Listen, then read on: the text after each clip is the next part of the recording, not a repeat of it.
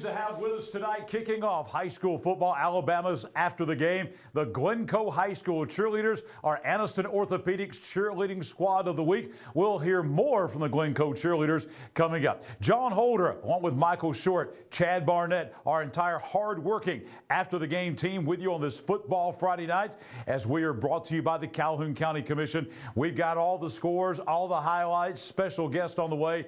Going to be a great night of high school football. We kind of dodged a bullet, so to speak, here in East Alabama with the weather. We did not have any delays here in this part of the state. Some of our teams playing in other parts of the state, over in Blount County, for instance, like Ohatchee, like Westbrook Christian, running to some delays. Those games just started within the last hour or so, so we'll have some late night games tonight, but most of the games are completed. So right now, let's go to our USA Softball of Alabama scoreboard, get you updated on all the final scores across East Alabama. We will begin tonight out at Hoax Bluff, Mike Robertson Stadium. I was at Hoax Bluff today. They were our reigning Ted's Force and Beyond Team of the Week, out there giving away T-shirts and trophies at Hoax Bluff at their homecoming pep rally today. You'll see some of that video coming up a little bit later on After the Game. Hoax Bluff now undefeated, 31-0. Hoax Bluff beats White Plains on homecoming out at Hoax Bluff. Hoax Bluff has never lost to White Plains, now 11-0 all time against the Wildcats. We have a #1 team here in East Alabama. That's the Wadley Bulldogs in Class 1A. Wadley tonight at home, Curtis Lynch Memorial Stadium in Wadley, hosting Donahoe tonight. Donahoe running into a buzzsaw as Wadley wins the game 56-6, the final tonight down in Wadley.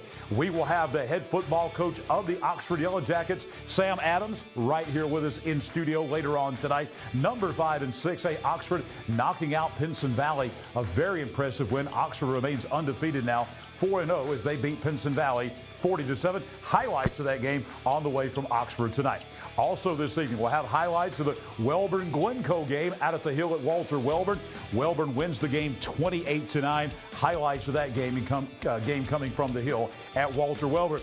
This game a lot closer in the first half than the score indicates. This was a 12-10 game at one point. Anniston leading Alexandria, but then Anniston really opening things up in the second half. This is our game of the week, our Judd Edwards State Farm Insurance game of the week. So we will have Coach Michael Short and Jordan Smith bringing you all of the action, all the highlights, all the post-game reaction from Death Valley out of Alexandria. Homecoming tonight as number 9 in Class 4A. Anniston picks up a big win in Class 4A Region 6 as they beat Alexandria 40-16. Complete highlights and post-game reaction from the Anniston Bulldogs coming tonight later on in our Judd Edwards State Farm Insurance game of the week. Also tonight, this game was great. This is where my crew was. We were also at the Weaver Sachs game. Huge crowd on the Weaver side tonight. Sachs was up 20-7. Weaver brought it all the way back, tied the game at 20-20. Then Sachs scores in the fourth quarter to win it. Final score, Sachs getting their first win of the year tonight as they beat the Weaver Bearcats out at Bill Bryan Stadium, 26-20, the final score tonight. J.B. Pennington and Ohatchee, you see there at the bottom of the screen, that is correct. They had terrible weather over in Blount County, including in Blountsville tonight. So that a key game in Class 3A Region 6 did not kick off until 9:15. So they are still in about the second quarter over at Blountsville. No score to report yet between J.B. Pennington and Locust. I take that back. Let me correct that. Second quarter, Ohatchee leading J.B. Pennington 15-8.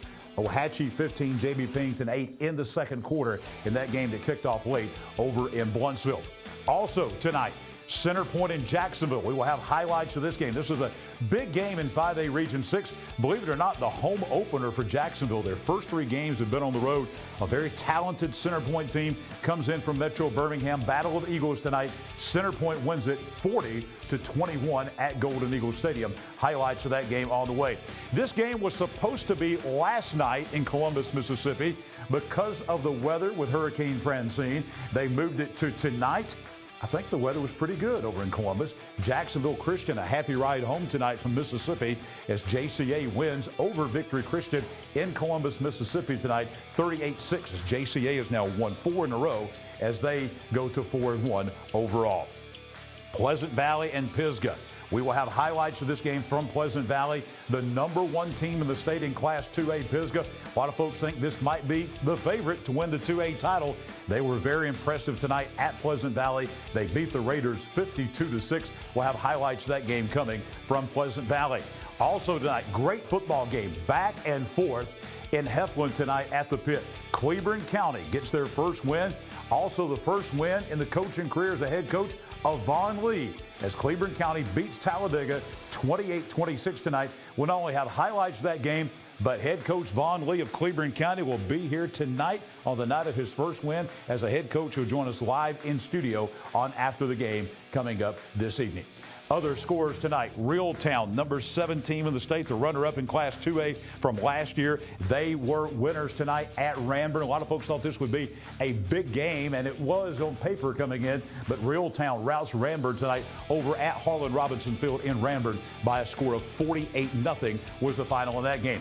Dropping down to some games, this was a game that was not supposed to happen, but what happened was Woodland had a game canceled when Talladega County Central closed the school and didn't have a team this year. Gaston had an open date, so Woodland and Gaston got together, played out at Shinbone Ridge at Gaston tonight, and Woodland comes in, gets their first win, and the first win under Kevin Smith as their new head coach as they beat the Gaston Bulldogs tonight out at Gaston 20-7, the final. Still looking for a final on Dadeville and Randolph County. Big game in 3A Region 4 tonight down in Tallapoosa County at Dadeville. Also this evening, still, I think, looking for a final score on the game between St. James and Hanley. That game being played tonight in Montgomery. We do have a final. It just came in. St. James, maybe a bit of an upset. #7 Hanley in Class 4A.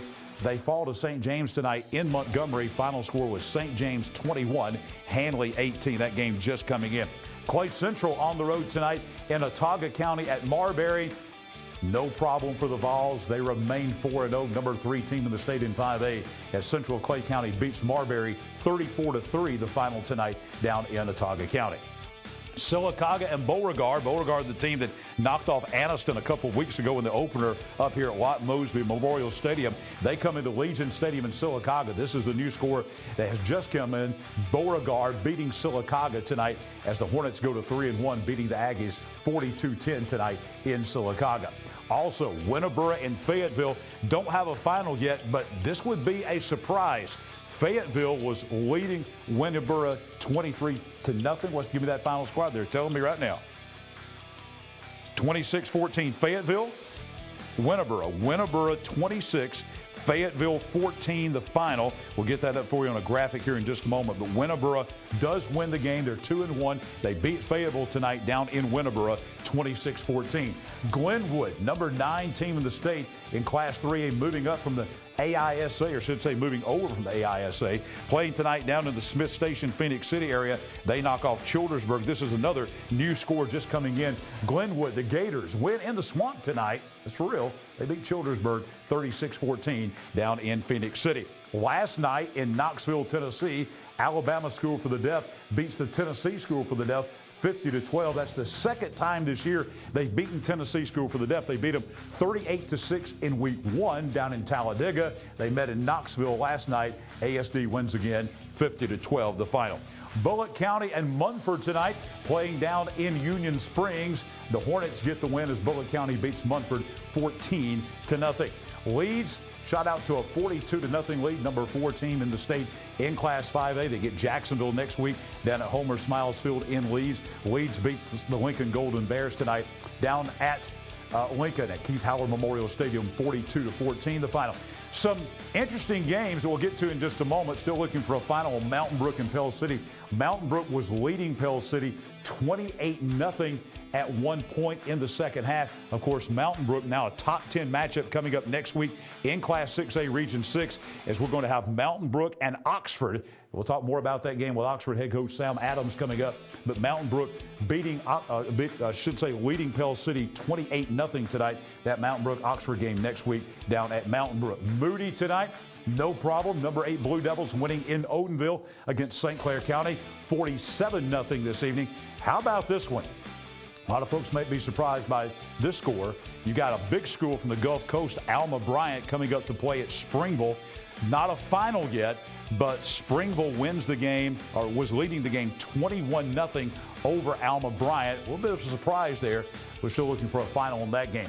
This was another game, a bit of a shocker. Asheville tonight at home, Ken Logan Stadium in Asheville, taking on the Aniana Redskins. They beat Aniana 33-20. Aniana had won 25 of the 30 meetings previous to tonight. They had dominated the series, but Asheville gets the win tonight. Over 400 yards passing for the Bulldogs tonight. Aniana, can't remember the last time the Redskins were 0-3, but that's where they are. An important region win tonight for the Bulldogs over the Redskins, 33-20.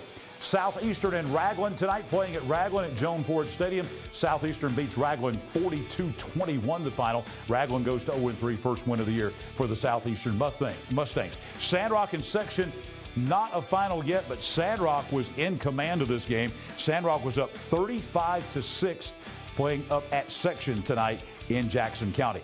Cherokee County and Etowah, not a final yet, but Cherokee County was in control of this game. The number 3 Warriors in Etowah tonight in center at Bobby Joe Johnson Field. Center was up 42-0 in the second half tonight over the Etowah Blue Devils. Appalachian and Galesville, again, not a final, but we do have a partial playing at Galesville tonight. Appalachian wins at 33-14. This game went to overtime tonight. North Sand Mountain comes in and they beat Cedar Bluff tonight as they win at the Bluff 21-20 in overtime. That was a big game in Class 2A Region 7 tonight. It'll have a lot to do with playoff standings once we get to the end of the season. So you'll look back on this game, North Sand Mountain beating Cedar Bluff 21-20 in overtime. Also tonight, Spring Garden, number 8 in Class 1A, rolling over Woodville. A battle of Panthers tonight out at the Garden. Spring Garden 48, Woodville nothing. Spring Garden never lost to Woodville. They didn't tonight. They're now 13-0 against the Panthers. Big showdown next week. Spring Garden travels to Valley Head. Both teams are 4-0. That probably will be the region title game in Class 1A Region 8 next week at Tiger Stadium in Valley Head. Also tonight, Fort Payne and Southside. Southside led in this game at one point 13-3 at Barney Hood Stadium. Fort Payne comes back. They cut the lead down to 13-11, and with about a minute and 27 or so to go in the game, Fort Payne's Connor Hughes kicks a 55-yard field goal, and that was the game winner as Fort Payne tonight beat Southside on a 55-yard field goal at Barney Hood Stadium at Southside, 14-13 tonight. Locust Fork and Westbrook, this is a game, you'll see at the bottom there, kicked off at 9 o'clock tonight over at Locust Fork. That was because of the weather. Then they had played. They got down to about a minute and a half left in the first quarter, and the power went out. Everything was fine. The weather was good, but the power went out. They finally have the power restored. Last score we had reported, they were in the second quarter. Locust Fork was leading Westbrook 12-7 in that game. The smart folks tonight were the folks with Coosa Christian in Falkville. They played at 4:30 this afternoon up in Morgan County at Falkville. Got the game in with no problem and avoided the weather. So tip of the hat to the Falkville and Coosa Christian folks. Number 5 Coosa goes on the road. They beat Falkville 42-0 this afternoon. Maybe even smarter with the Gadsden City and McAdory folks, because Gadsden City, as we understand it, was getting on the bus to go to McCalla to play McAdory tonight. They got a call from McAdory and said, hey, we're going to cancel the game. They're not going to make it up. So that game, take it off your schedule. Gadsden City remains number 7 in Class 6A, 2-1. McAdory remains 2-1. That game canceled tonight. Susan Moore and West End battled Highway 278 West tonight over at Susan Moore. Susan Moore was in control, beating the Patriots 30-0 in the second half. Still looking for a final on that one. The Sardis Lions tonight at the Lions Den hosting number 1 Gunnersville. Gunnersville dominates the series. They lead at 13-2, and they dominated Sardis tonight as Gunnersville comes in and they beat the Lions 64-0 tonight. Statewide scores, big game in Southwest Alabama in Class 1A action tonight. Number 2, two-time defending state champion Leroy beating number 5 Sweetwater 27-20 tonight at Sweetwater. McKenzie and Georgiana tonight. This score just coming in. Another top 10 matchup in Class 1A in the heart of South Alabama tonight at McKenzie. These are big rivals in Butler County. Georgiana won the game 48-24 over Georgiana. Corner and Ramsey, top 10 matchup in 5A tonight, playing out in the corner of Jefferson County. No final on that one as of yet. Saraland and Spanish Fort tonight. That's a top 10 matchup in 6A. Big rivals playing at Saraland tonight in Mobile County. No final on that one. Dothan and Central Phoenix City. This score just coming in. Top 10 matchup in 7A. Central Phoenix City, #1 team in the state in 7A, getting all they want from Dothan tonight down at Rip Hughes Stadium in Dothan. #1 Central Phoenix City beating Dothan 42-35. Another big game in the Wiregrass tonight. Even bigger game, a top 5 matchup in 7A. And there it is, Enterprise. We might want to double check that one. We got 53-0. That would be one of the most shocking scores ever, probably. We're going to check that. No, Auburn 53. There is, and Enterprise 22. Okay, that sounds a little bit more like it. Auburn goes in.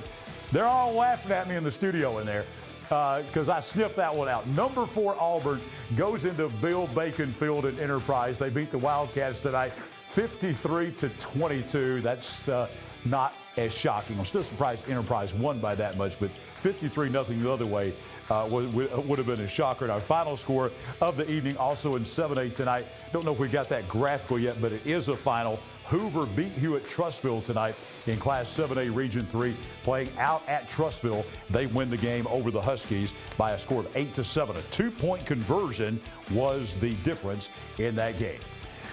Well, you know, we have a lot of T-shirts that we give out here on After the Game. We have our Anniston Orthopedic score shirts. We gave out 72 of those today to the Hoax Bluff Eagles. We also have our Muscle Team shirts from Young Oil Grub Mart. We've been giving those out, some at Munford. We got some headed to Piedmont this week for the Bulldogs. And where do those shirts come from? Well, our fine folks at Red Threads. And Red Threads also has a store on the square in Jacksonville. They have the best selection of Jacksonville State merchandise, quality JSU merchandise that you're going to find anywhere. They also have a number of high school paraphernalia and merchandise as well. Red Threads, powered by O-Brand, bringing you our, what you're about to see in just a few moments, our Stay Put preview box that we brought in this year, brought to you by the folks at Red Threads.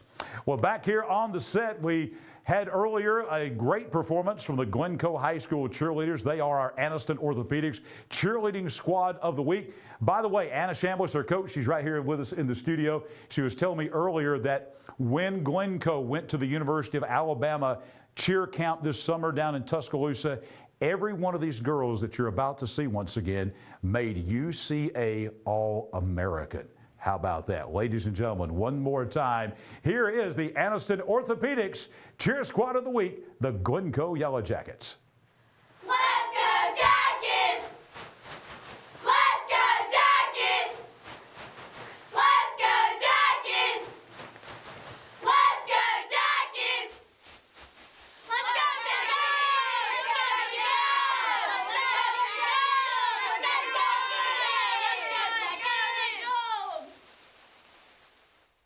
The Calhoun County Commission, made up of Terry Howell, Danny Shivers, Fred Wilson, Carolyn Henderson, and Lee Patterson, ask you to take a look at what Calhoun County has to offer. Beautiful parks, neighborhoods, recreational facilities, historic sites, and museums. Our citizens enjoy a high quality of life and strongly support the arts. If you are considering expanding or starting a new business, take a look at what Calhoun County has to offer. You'll be glad you did. The game-winning touchdown. A goal line stand. The perfect catch. The perfect stop. These are the moments that move you, but when a sports injury puts you on the sidelines, it's our job to get you moving again. Anniston Orthopedic Associates is the longest-standing orthopedic practice in East Alabama, providing exceptional care to thousands of athletes. Shaping the next generation of legends. Dedicated. Dedicated to what moves you. Anniston Orthopedic Associates, 8 a.m. Saturday Sports Injury Clinic. Every football season Saturday, 701 Layton Avenue, 3rd floor, Tyler Center. What does it mean to be a community bank? At Noble Bank and Trust, it means you're more than an account number. You're a valued member of our community. Whether it's checking, savings, a loan, mortgage, or line of credit, Noble Bank and Trust meets all your banking needs with exceptional technology customized just for you while making you feel right at home. Make the switch to Noble Bank and Trust, and we will make sure you're taken care of from beginning to end. Noble Bank and Trust, member FDIC, equal housing lender.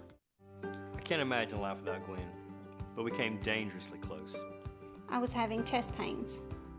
Luckily, there was a hospital nearby that quickly discovered one of her arteries was 100% blocked. A hospital with life-saving technology and the latest in cardiac treatment, with an experienced team of doctors and nurses focused on fixing Gwen's heart. What hospital had all of that? It was all right here at RMC.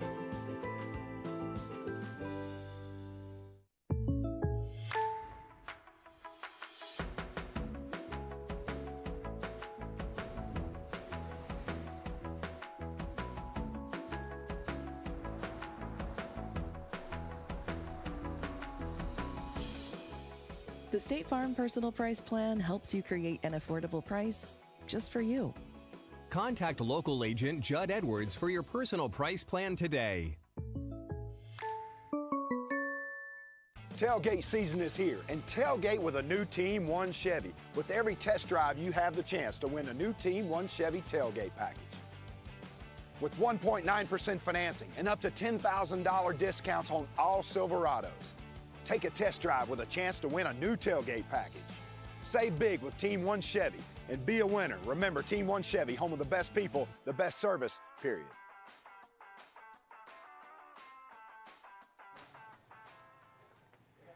Back on high school football, Alabama after the game, presented by the Calhoun County Commission, Farmers and Merchants Bank.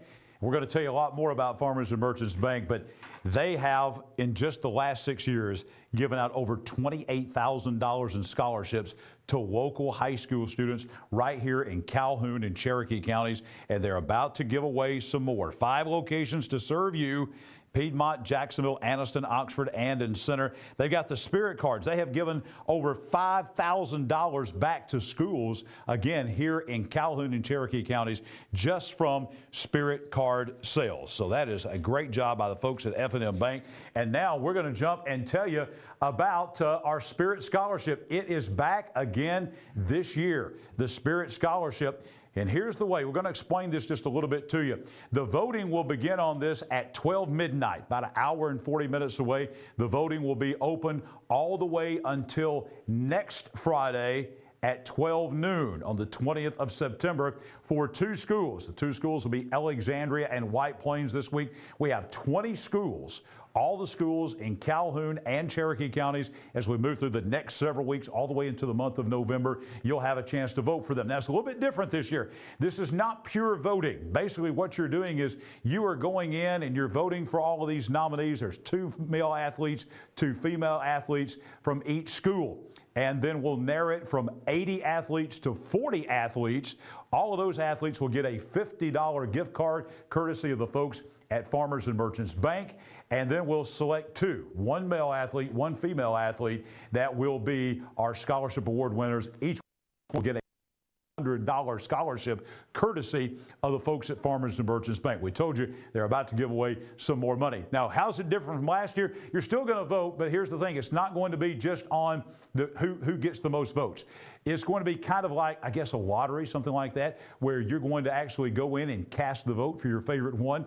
And then there'll be a random automated picker that will go in and pick a winner from all those votes. So the more votes that your candidate has, the better chance they have of winning. All right, so with all that being said, let's begin our first round of voting with our 2 schools. We'll begin with Alexandria as we recognize the student athletes from Alexandria High School. First, we have Aaron Spradley, 3.8 GPA, a volleyball player there for the Alexandria Valley Cubs. That is one of the female athletes. Also from Alexandria, Caden Pritchett with a 3.7 GPA, volleyball and a softball player. the two male athletes from Alexandria. He had a field goal tonight. Cleet Forrest, a 4.1 GPA. He not only plays football, but also plays basketball and plays golf. One of the top place kickers in the entire South. And also for Alexandria, Quindavian McDowell, a 3.8 GPA, a football, basketball, and track player for the Alexandria Valley Cubs. Now let's switch over to White Plains. We got Leighton Arnold, 3.8 GPA, a volleyball and softball player for the Wildcats. Also, we've got Madden Khan, GPA of 4.0, indoor track, outdoor track, cross country. You can vote for her. The two male athletes from White Plains, Patrick Sams with a 3.27 GPA. He is a football, baseball, and track athlete for the White Plains Wildcats. And also our final one that you can vote for from White Plains, Ty Roberts, a 2.94 GPA, a football, basketball, and golf athlete. And again, the voting will open at midnight tonight on our Facebook page. Go to High School Football Alabama on Facebook.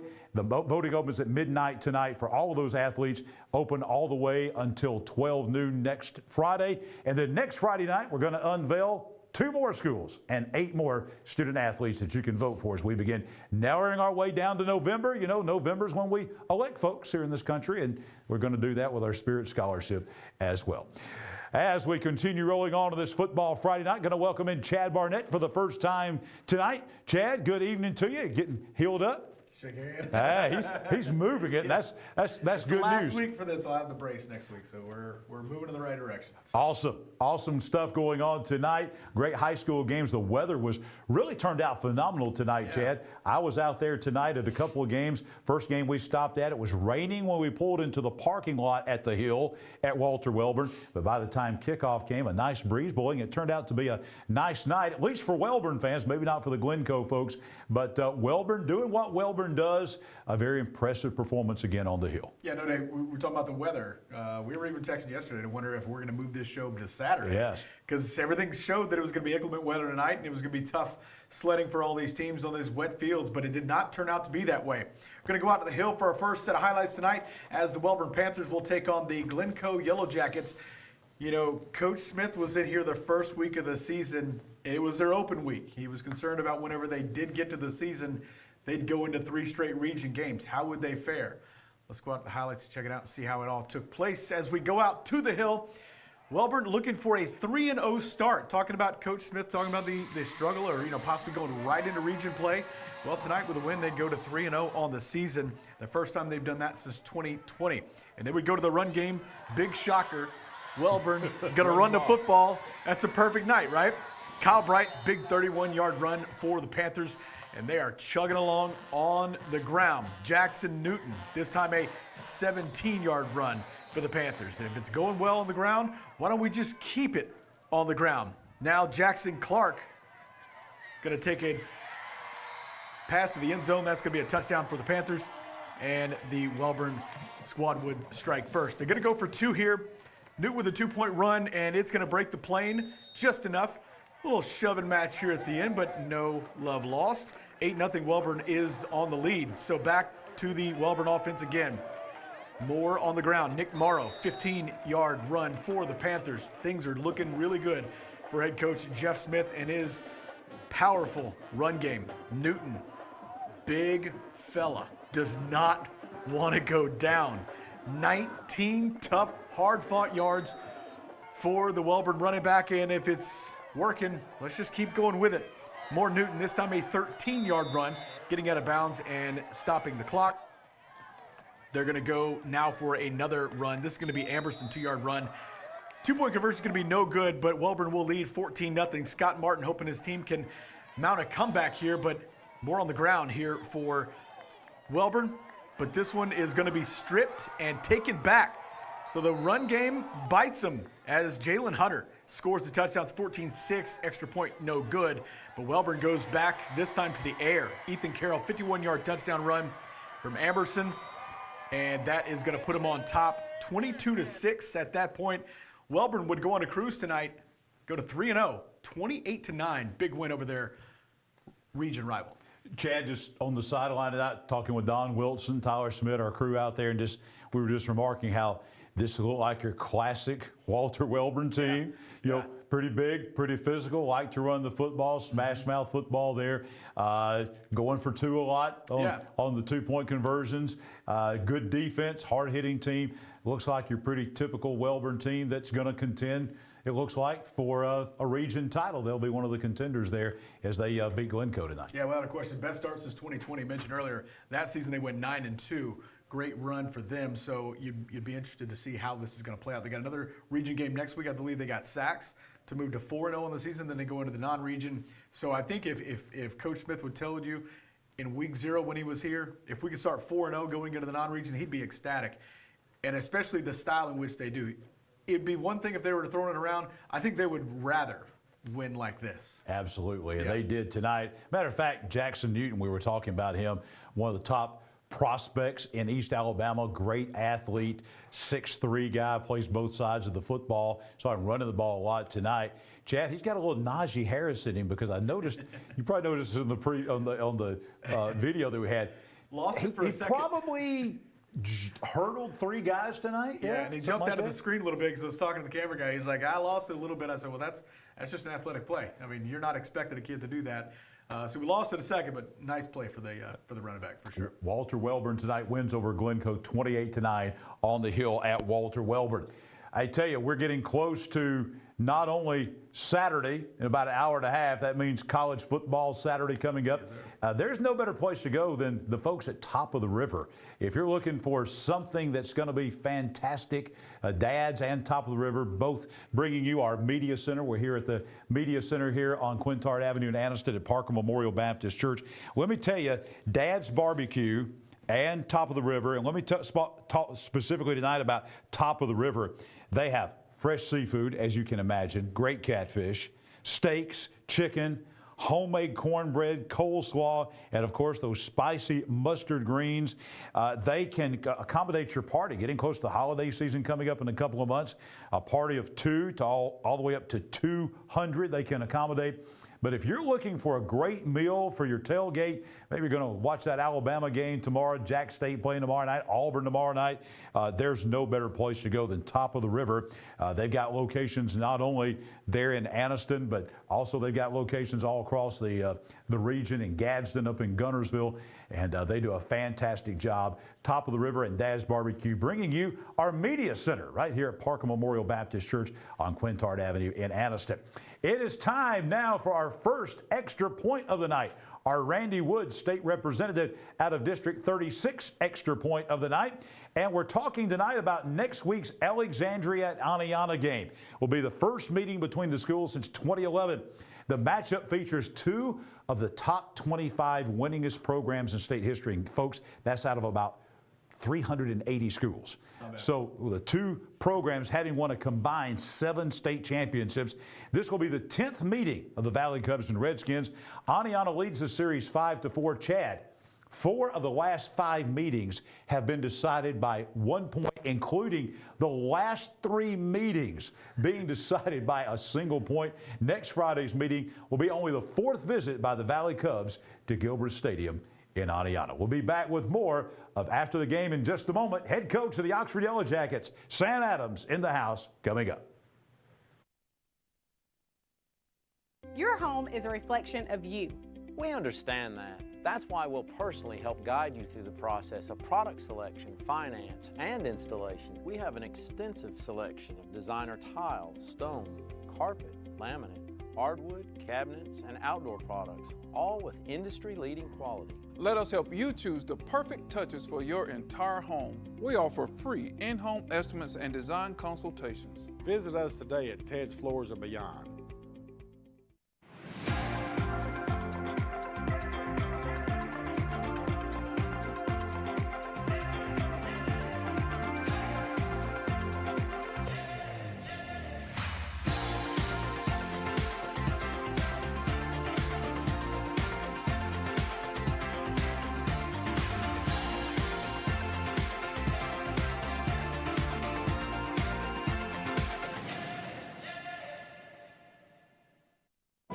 At Jacksonville State University, the journey starts with you. It begins with your ambition, your curiosity, your dreams. Here, you forge your own path. You have the power to make a difference, explore new horizons, and turn your passions into your future. At Jack State, we journey forward together. The journey starts with you. At Farmers and Merchants Bank, we're showing off our school spirit with our newly designed vertical Spirit debit cards. Now, these are customized with your favorite school's logo, and half of every Spirit card purchased goes toward your school. So, show off your colors and support your local school with the F&M Spirit debit card. You can learn more at fnm.bank. Member FDIC.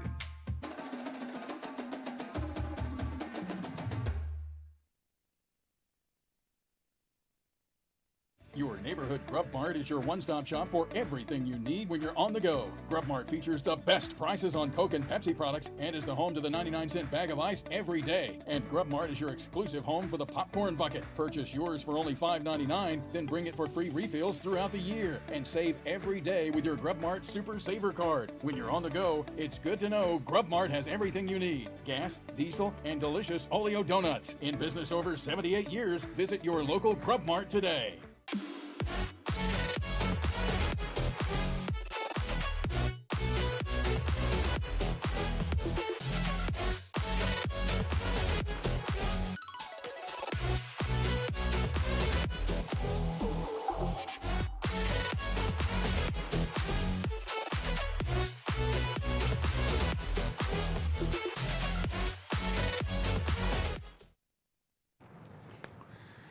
Johnson's Giant Food, we're going to bring you our concession stand of the week, and it's going to be a great one, folks, from a couple of weeks ago out at Hoax Bluff. You're not going to believe it.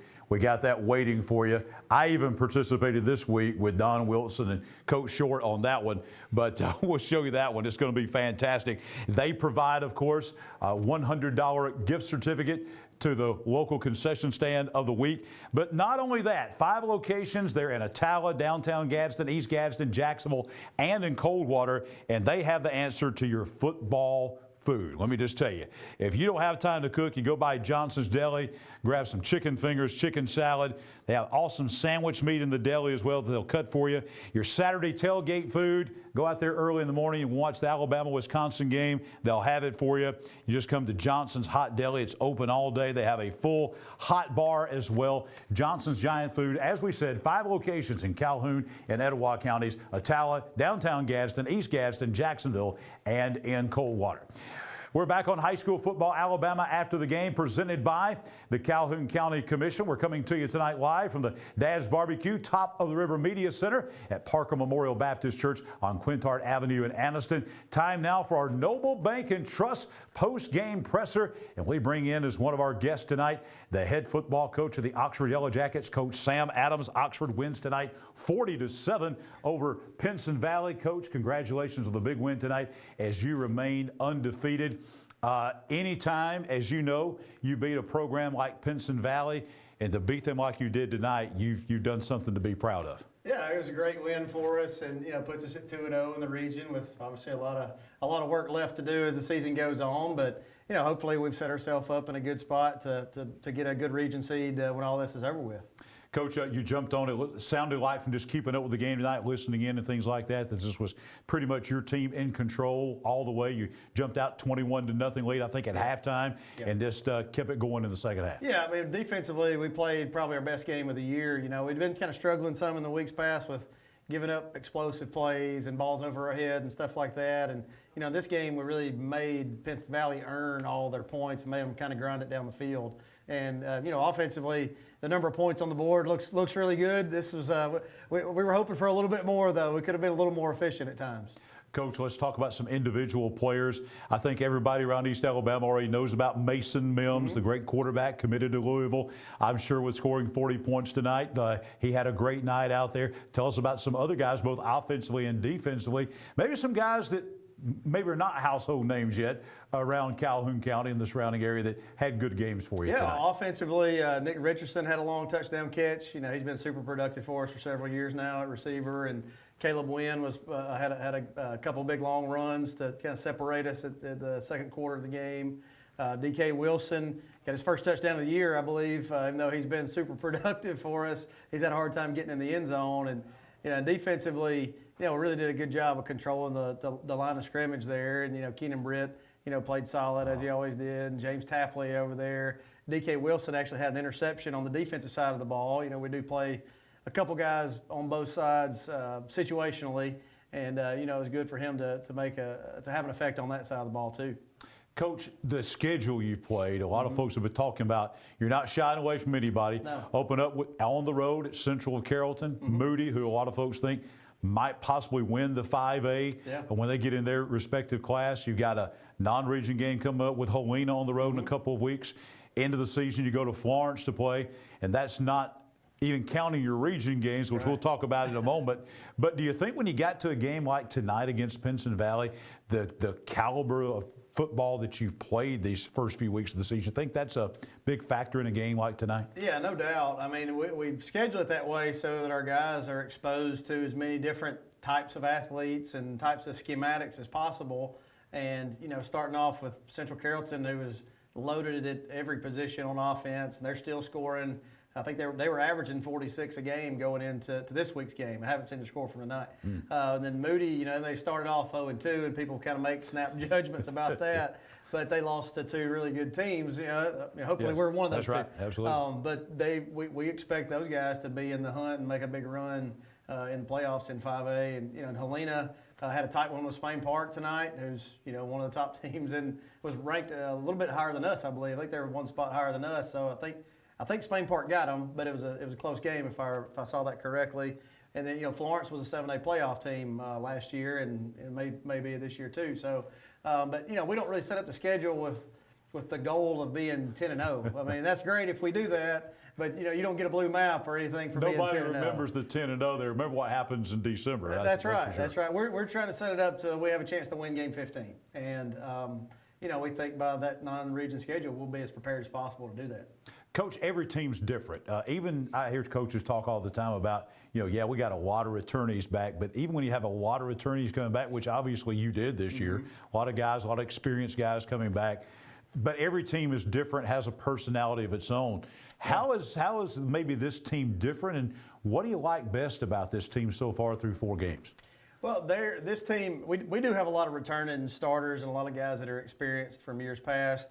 But at the same time, we're super inexperienced in some key spots too. It's not like we got all 22 back from last year. So, what I like about this team so far is that they've shown a great willingness to maybe step into a role that's not one that's their primary position. Like the guys that are going over and playing on each side of the ball. Last week, it was a Moody game. We had a situation where we had Josh Stack, who's one of our younger players, was going to make his first start at defensive end. Then he was also our backup center. We lose our center in the first quarter of the game, late in the first quarter of the game against Moody. Now all of a sudden Josh goes from not playing a whole bunch of snaps against Central the week before to kind of being a primary guy on both sides of the football, and did an admirable job with it. And so we've had some other guys have to step up too. Jackson Elston wasn't a starter at the beginning of the year. We've had to play without Rashad Cunningham, who had been a 4-year starter at left tackle the last 2 weeks. And so, Jackson's a freshman that's had to kind of step into that role and be forced into a starting spot. And we hope that those guys, they learn so much from the experience they've been forced into, that kind of will help us build some depth as the year goes on. Without giving away secrets here to any of your competition that might be watching here, but you're getting into the meat of the schedule now, getting into midseason, getting into the heat of region play and things like that. What's the one thing that's kind of gnawing at you a little bit that you wish you were a little bit better at right now? Well, we've had some I don't think this is giving away any secrets. We've had some glaring issues on kickoff coverage. We gave up 2 kickoff returns in the first quarter against Central Carrollton for touchdowns, and tonight we did well at times, and they kind of got loose a little bit at times. But over time, just losing that field position on a kickoff that can put us in some bad spots. So we hope to kind of shore that up a little bit. I think we did make some strides tonight about not giving up the explosive plays that we have in some games past. And, you know, offensively, we just got to be a little more efficient. You know, we got to get better at goal line and short yardage offense. You know, and I think we throw the ball around pretty efficiently, typically speaking. You know, we're pretty advanced at quarterback and receiver and running back, and offensive line is really good, or can have some really good moments in the open field. But we've got to get a lot better at goal line, short yardage. When we know we got to run it, and the defense knows we got to run it, we've got to be a little bit better in those situations. Coach, let's take a look now. We're going to go to our Team 1 Chevrolet of Gadsden region rundown for the first time tonight. We're going to take a look at your region in Class 6A. We talked about the region race, getting into the heat of it, and we're going to talk about this region that you've moved into. Not a lot of changes in this region in Class 6A, Region 6. Most notable is Center Point moved out, and they're a good football team. Yep. Won at Jacksonville tonight pretty impressively, 40-21.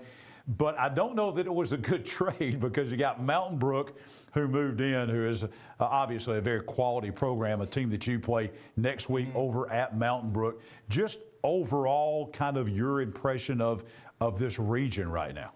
Well, if you look back over the last 10 years, I think it's 9 out of the last 10 years, a team out of this region has at least represented the North in the 6A state championship game. That included Oxford. Oxford has been in there. Yeah. Pinson's been in there. Clay's been in there. Mountain Brook was in there a few years ago. So, I mean, Center Point was a really good, more than formidable region foe for the last 2 years.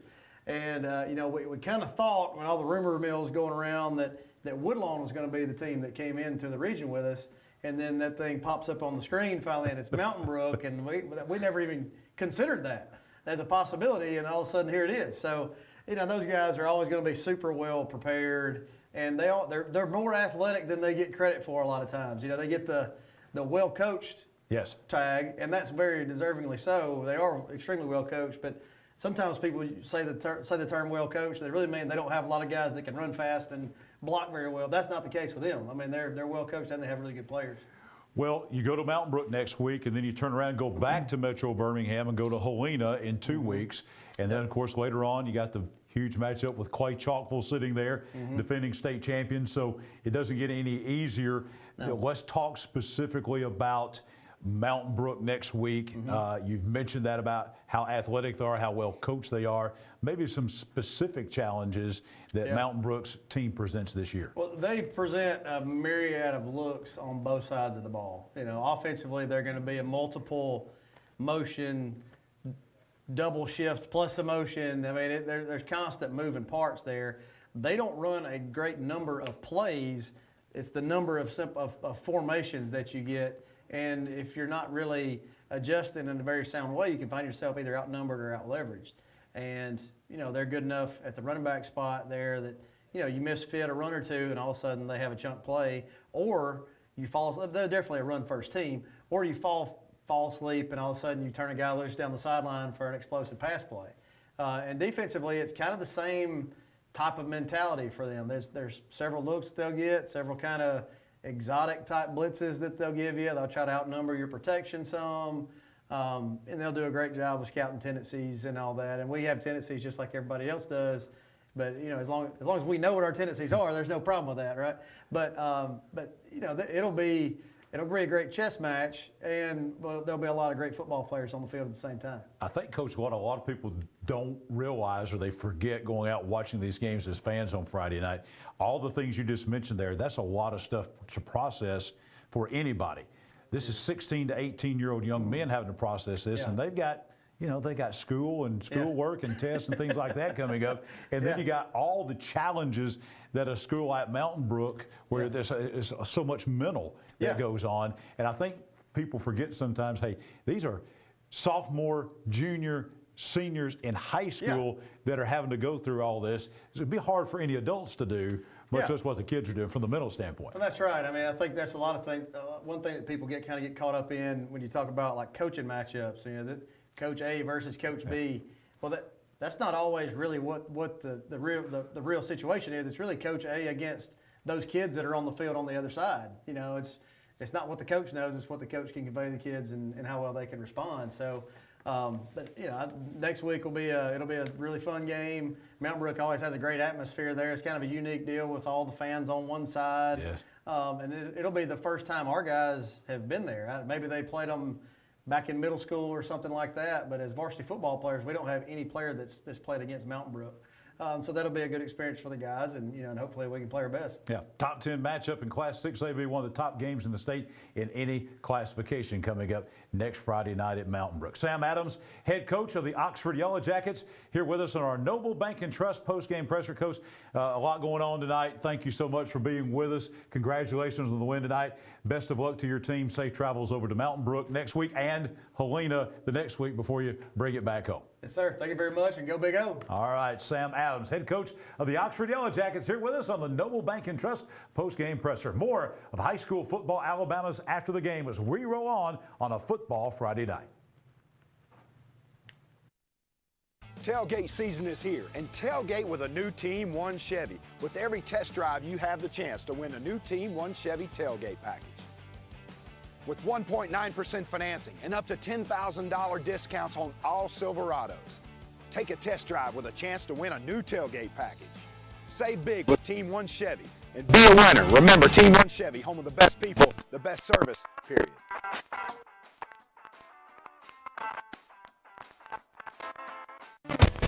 McClellan Sports and Outdoors, locally owned and operated since 2008. We offer embroidery, sublimation, and screen printing, and we stock a large selection of team equipment.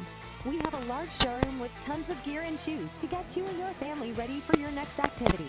Adidas, Under Armour, Maui Jim, Evo Shield, Wilson, and more. We are located in the heart of Calhoun County, here to serve our region with all your athletic needs. At Farmers and Merchants Bank, we're showing off our school spirit with our newly designed vertical Spirit debit cards. Now these are customized with your favorite school's logo, and half of every Spirit card purchased goes toward your school. So, show off your colors and support your local school with the F&M Spirit debit card. You can learn more at fnm.bank. Member FDIC.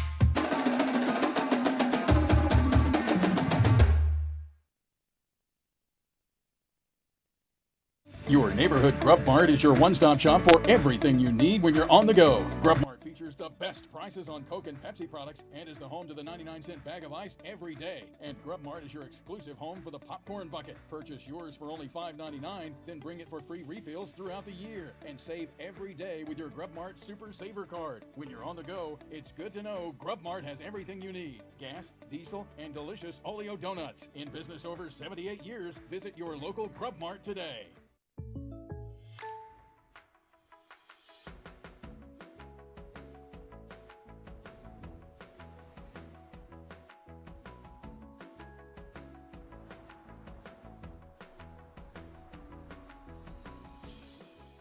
The State Farm Personal Price Plan helps you create an affordable price just for you.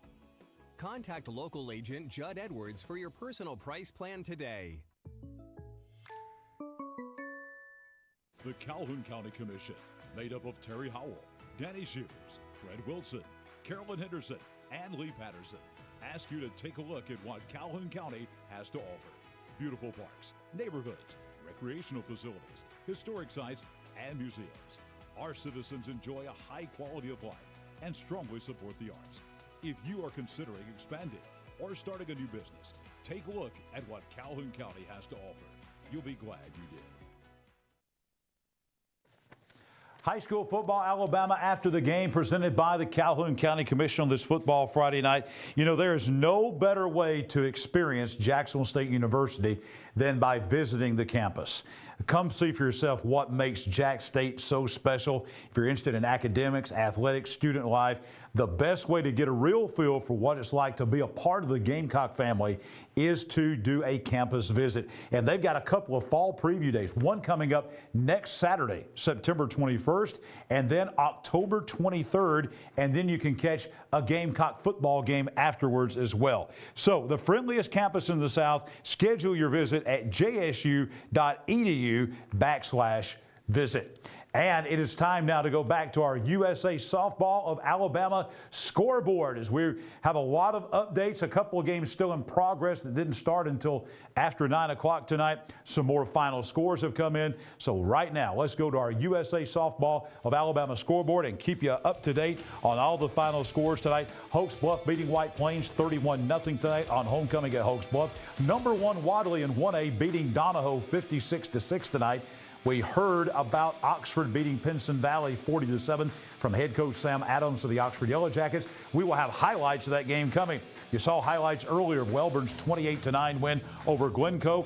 Anniston Alexandria, our Judd Edwards State Farm Insurance Game of the Week from Death Valley in Alexandria. Number 9 in 4A, Anniston beats the Valley Cubs 40-16. Jordan Smith and Coach Michael Short with complete post-game analysis, all the highlights from that game at Death Valley. Thriller tonight out at Bill Bryan Stadium at Weaver in 3A Region 6. Sachs beating Weaver 26-20. This is a game that did not kick off until 9:15. It is in the, I think they've reached halftime now, and actually second quarter. Second quarter, thank you Matt McKenzie, by the way, for the update up in center. J.B. Pennington leading Ohatchee 24-15 second quarter in Bluntsville in that game that kicked at 9:15. Center Point beating Jacksonville tonight 40-21. Highlights of that game on the way. JCA goes to Columbus, Mississippi. They beat Victory Christian 38-6 tonight. Number 1 in 2A Pisgah over Pleasant Valley 52-6. We will have highlights of that game coming from Pleasant Valley. Huge win for Cleburne County tonight on homecoming at the pit in Heflin. Cleburne County back and forth game. They beat Talladega 28-26. First win for head coach Vaughn Lee, and he's on the way.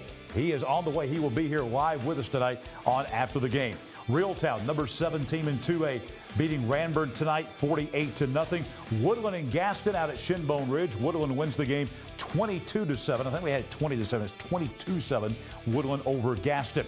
This is a new final score. Randolph County shuts out Dadeville tonight 28-0. St. James upends number 7 Hanley tonight 21-18. Clay Central on the road at Marbury, no problem, as they went over the Bulldogs 34-3. Beauregard comes in and hammers Sylacauga at Legion Stadium in Sylacauga 42-10. Winterboro and Fayetteville, we gave you a partial as a final. This is now a final. Winterboro has beaten Fayetteville tonight down at Winterboro, the final 40-20. Winterboro 40, Fayetteville 20. Glenwood over Childersburg 36-14 down in Phoenix City. Last night, Alabama School for the Deaf for the second time this year beats Tennessee School for the Deaf as they knock out the Vikings up in Knoxville last night 50-12. Bullitt County shuts out Munford tonight in Union Springs 14-0. Leeds 42-14 winners over Lincoln tonight. Mountain Brook and Pell City. You heard Coach Sam Adams talking about the big top 10 matchup in 6A with Oxford and Mountain Brook next week. Mountain Brook beats Pell City tonight 41-14 over at Mountain Brook. Moody, no problem with St. Clair County winning 47-0. Springville wins over Alma Bryant. The Hurricanes coming all the way from Bayou La Battery as they beat Alma Bryant tonight 21-3. The Hurricanes actually came north. They had Hurricane Francine came north, and the Alma Bryant Hurricanes came north. Springville wins it 21-3 tonight at Tiger Stadium in Springville. How about the Asheville Bulldogs tonight? Beating Aniana for only the 6th time ever, 33-20 at Ken Logan Stadium in Asheville. Southeastern doubles up Raglan 42-21 tonight. Sandrock 35-6 winners at Section. Cherokee County, this is now a final as they shut out Etowah 42-0 tonight up at Bobby Joe Johnson Field in Center. This is now a confirmed final. Appalachian beat Gainesville 33-14. In overtime, North Sand Mountain knocks out Cedar Bluff 21-20 in overtime. Spring Garden setting up a huge matchup, probably the region title game in Class 1A Region 8 next week. Spring Garden faces Valley Head. Spring Garden tonight beat Woodville out at the Garden 48-0. Connor Hughes from Fort Payne. They've had great kickers at Fort Payne. They have another one. He kicks a 55-yard field goal with a couple of minutes to go in the game, and Fort Payne beats Southside tonight at Barney Hood Stadium 14-13. Here's another game that started at 9 o'clock tonight over at Locust Fork. It's now halftime.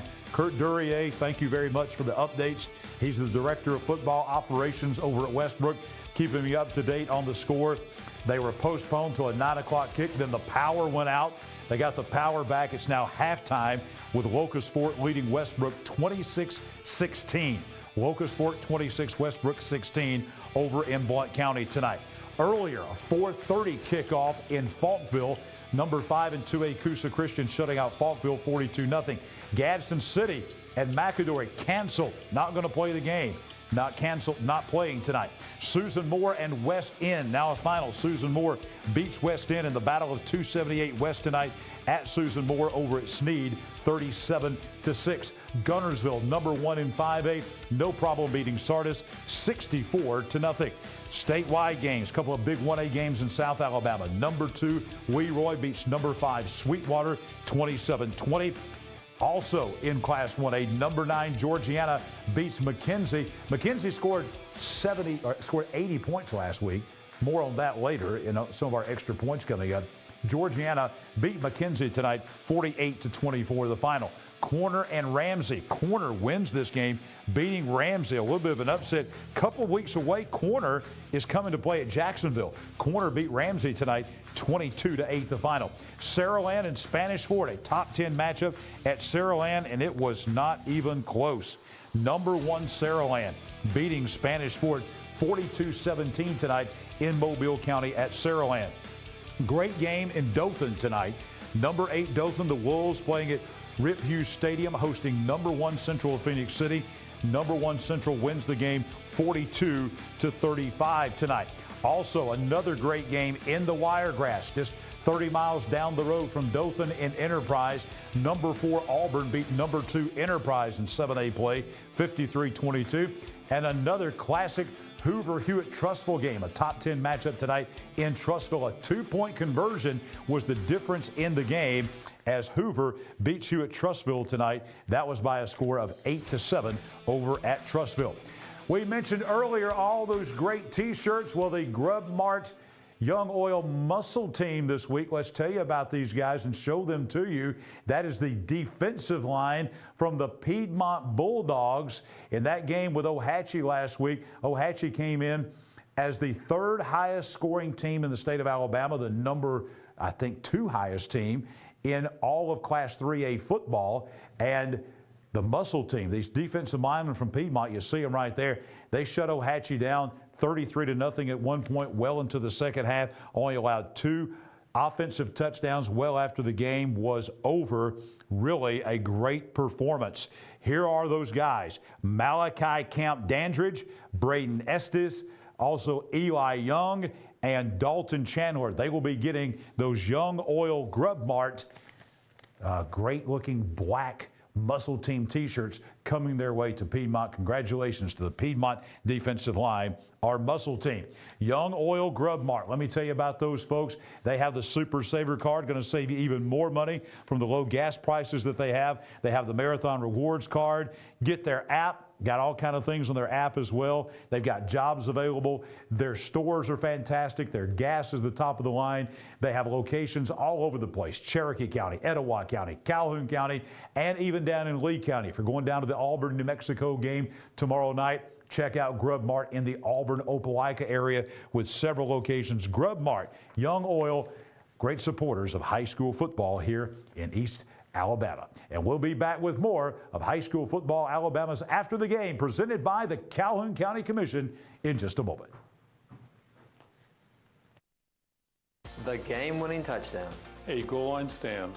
The perfect catch. The perfect stop. These are the moments that move you, but when a sports injury puts you on the sidelines, it's our job to get you moving again. Aniston Orthopedic Associates is the longest-standing orthopedic practice in East Alabama, providing exceptional care to thousands of athletes. Shaping the next generation of legends. Dedicated. Dedicated to what moves you. Aniston Orthopedic Associates, 8 a.m. Saturday Sports Injury Clinic. Every football season Saturday, 701 Layton Avenue, 3rd floor, Tyler Center. What does it mean to be a community bank? At Noble Bank and Trust, it means you're more than an account number, you're a valued member of our community. Whether it's checking, savings, a loan, mortgage, or line of credit, Noble Bank and Trust meets all your banking needs with exceptional technology customized just for you while making you feel right at home. Make the switch to Noble Bank and Trust, and we will make sure you're taken care of from beginning to end. Noble Bank and Trust, member FDIC, equal housing lender. As a social worker, my cousin devotes her career to helping others. But when she was diagnosed with cancer, she was the one who needed help. She needed a hospital with an accredited cancer program and the latest in technology and care options. Plus, a compassionate team of doctors, nurses, and counselors with treatments that fit her schedule. So where did she find all that? Right here at RMC.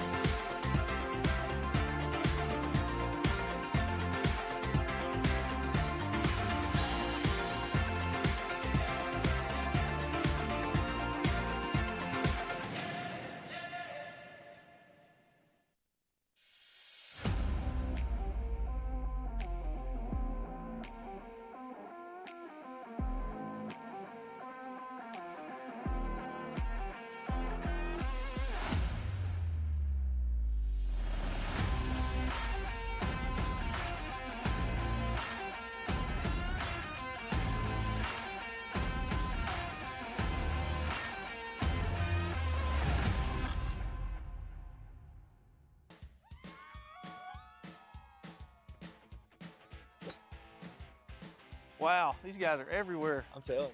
Hey, you remember when we talked about doing some upgrades to the bathrooms and the floors? I do. Well, I think it's about time we check in to do it. I know exactly who to call. They're everywhere. From your kitchen, bathroom, living room, fireplace, or anything in between, even the golf course, Ted's is everywhere. Call today for your free in-home estimate. Alabama Teachers Credit Union, they are about to become Emblem, ladies and gentlemen. That is imminent this fall. It's a new name that ensures every member feels valued and represented. For more information about the upcoming transition, you can go online to atcu.com. Don't forget, you can be a member of ATCU if you live, you work, or you attend school in Calhoun, Cherokee, DeKalb, Etowah, or Marshall counties. You can be a member. You can learn more at atcu.com. That's atcu.com. It is time now for us to give out some more awards for the week.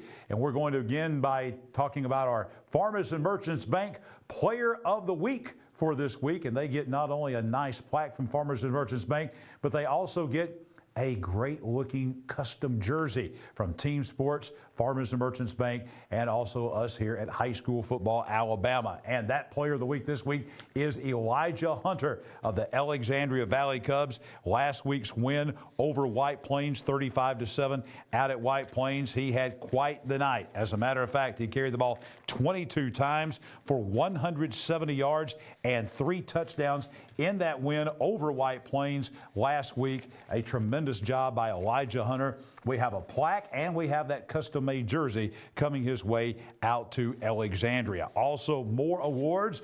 Today, I was over at the homecoming pep rally in the gym at Hoax Bluff High School as the Hoax Bluff Eagles getting ready for their game with White Plains tonight. They're our reigning team of the week because of last week's 49-24 win at Jim Glover Field in Attala against the Etowah Blue Devils. They had not played Etowah in 39 years.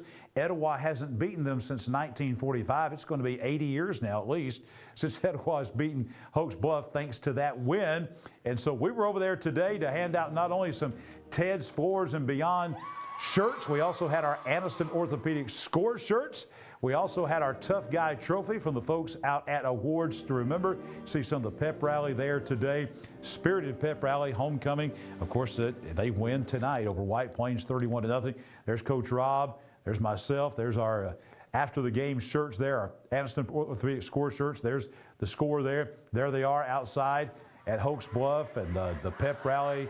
really a great time over there. Thanks to Coach Mike Robertson and all the fantastic folks at Hoax Bluff for having us as guests over there today at Hoax Bluff, our reigning Ted's Floors and Beyond Team of the Week. And coming up just a little bit later on tonight, toward the end of the show, we will be announcing our Week 4. Hard to believe it, guys, as Coach Michael Short joins us for the first time. Chad Barnett back with us.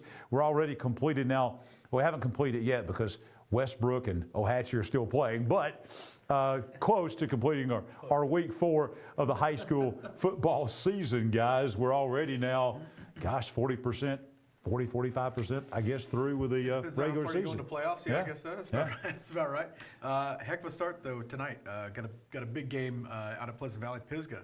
I guess, would you guys agree Pisgah with one of the bigger wins this year, knocking off Fife? Oh, definitely may not be the biggest, but definitely a phenomenal win for the season. Yeah, a battle of number ones at the time. Fife was number one, Pisgah was number one in their respective classes. You know, they used to be in the same region with each other when they were both 2A, and then Fife moved to 3A. So definitely a big win. And you know, it's not every day that you have coming to your kind of home county. We're based in Calhoun County, that you have a number one team in the state coming to town. And Pleasant Valley tonight, as we talked with Coach Nix last week, a tremendous challenge, tremendous opportunity with number one Pisgah coming out to Raider Field. Yeah, no doubt. And it was a rematch of last year's playoff game because Pleasant Valley won on the road last year, lost to Pisgah, got a second chance at it tonight. Let's go out to Pleasant Valley and check out the highlights as the Eagles travel down to take on the Raiders of Pleasant Valley. The highlights should be coming soon. Phenomenal matchup we talked about with Fife and Pisgah at the beginning of the year. Just kind of coming out of nowhere. You know, that was the first time in 9 tries that Pisgah had knocked off Fife. So big statement for them. Could they continue that role as they move in as the number one team in the state coming into Pleasant Valley tonight? Let's go out to the highlights and check them out and see how it works out. Big 2A matchup here. Pleasant Valley again trying to avenge the loss last year when they made it into the playoffs, and we have a long run. First play of the game, a kickoff to Luke Gilbert for Pisgah, who's going to take it almost all the way for the score. They're going to say fumbled at the 3 and recovered at the 3. It looks like he was down. Coach, you agree? Yeah, down. Was caused by the ground. Caused by the ground, didn't matter. Pisgah would put it in on the next play. Legion McCrary punches it in for the touchdown. It is 7-0 Pisgah on top. Coach Nix looking on. Pisgah now back on offense. Gilbert this time is going to connect through the air to number 8, Landon Watkins for a first down for the Eagles. Then back to McCrary for the touchdown. Pisgah on top right now, 14-0 as we have 4:13 left to go in the first quarter.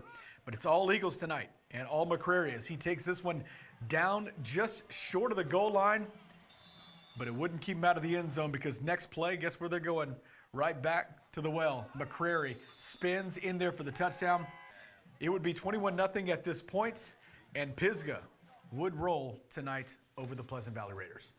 Guys, I know that's 52-6. It is what it is. It is what it is. But this is the number one team in the state, a team that I think has got an excellent opportunity to win a state championship, a really good football team. Coach, you saw them in 7-on-7 this summer. For folks that don't know, Luke Pruitt's the head football coach. That's the brother of Jeremy Pruitt, former Tennessee head coach, a guy that is now, in essence, kind of coaching the Plainview team this year.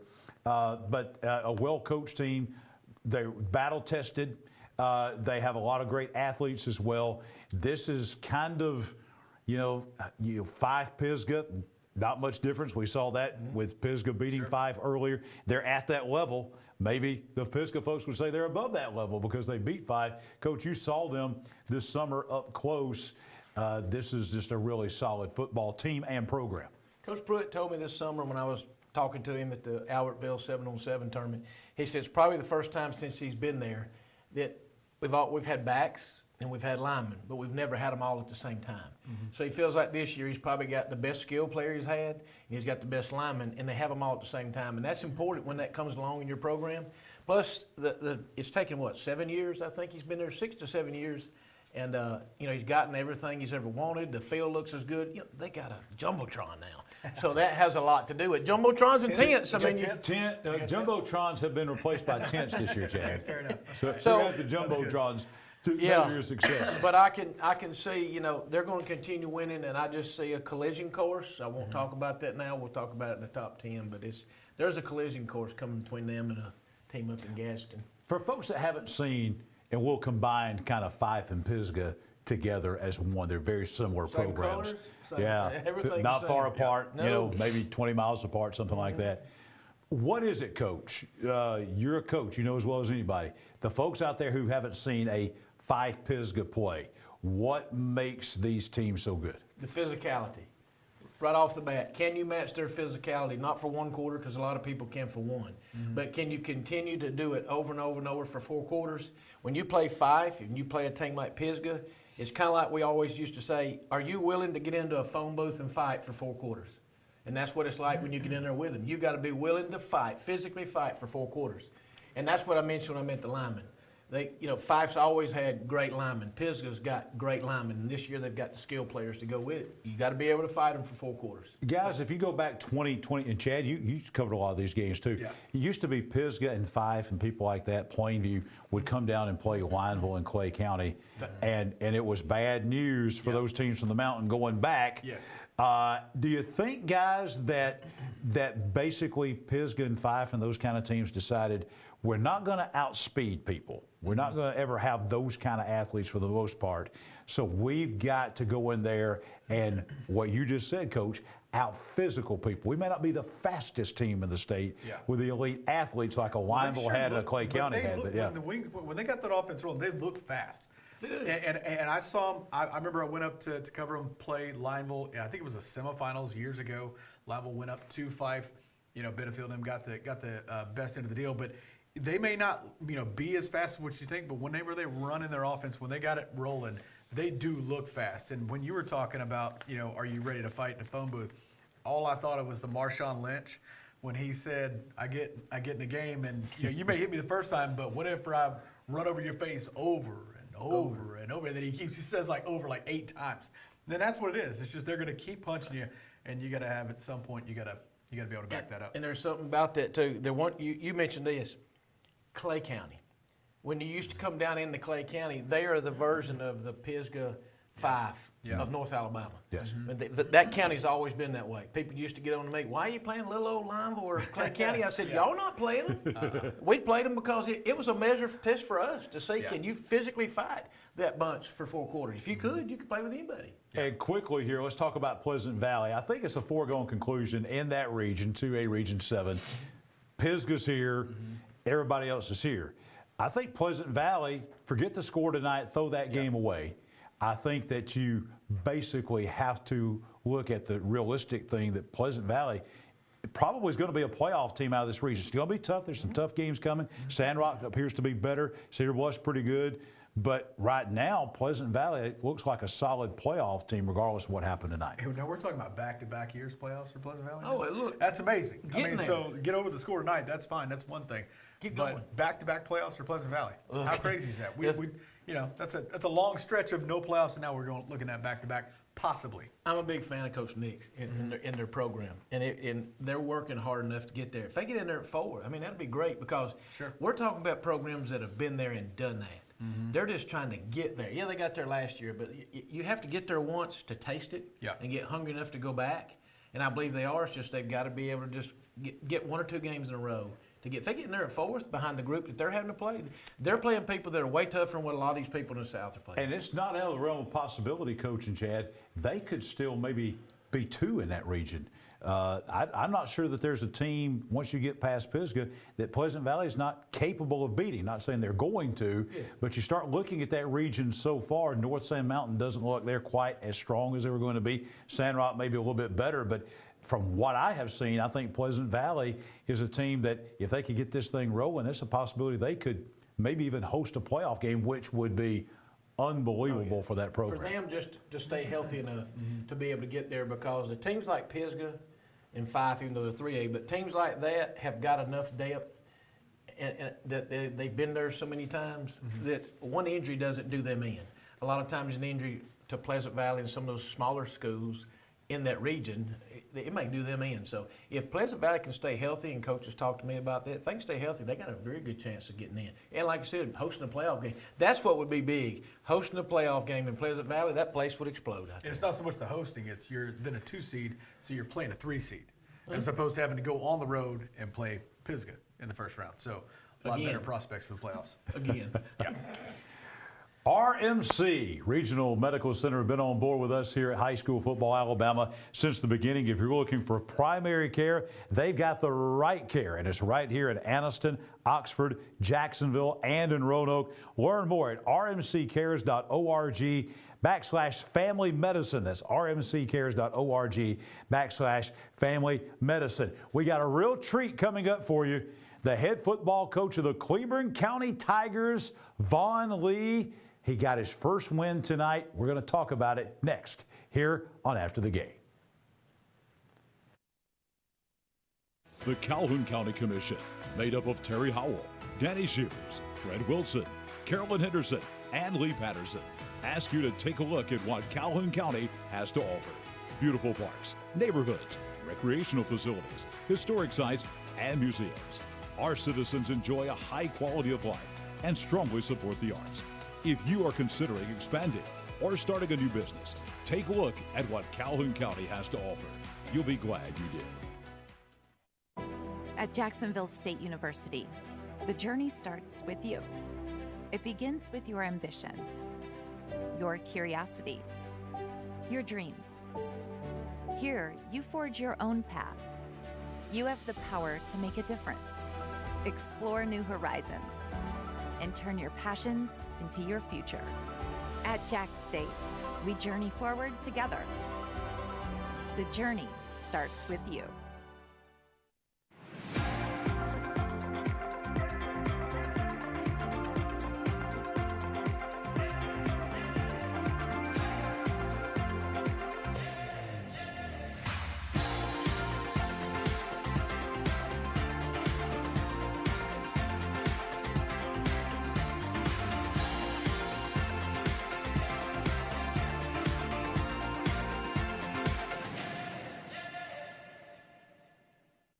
Tailgate season is here, and tailgate with a new Team One Chevy. With every test drive, you have the chance to win a new Team One Chevy tailgate package.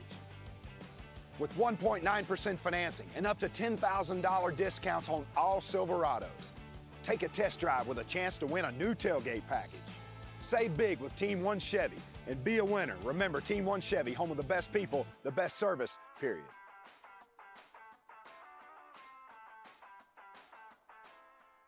The game-winning touchdown. A goal line stand. The perfect catch. The perfect stop. These are the moments that move you. But when a sports injury puts you on the sidelines, it's our job to get you moving again.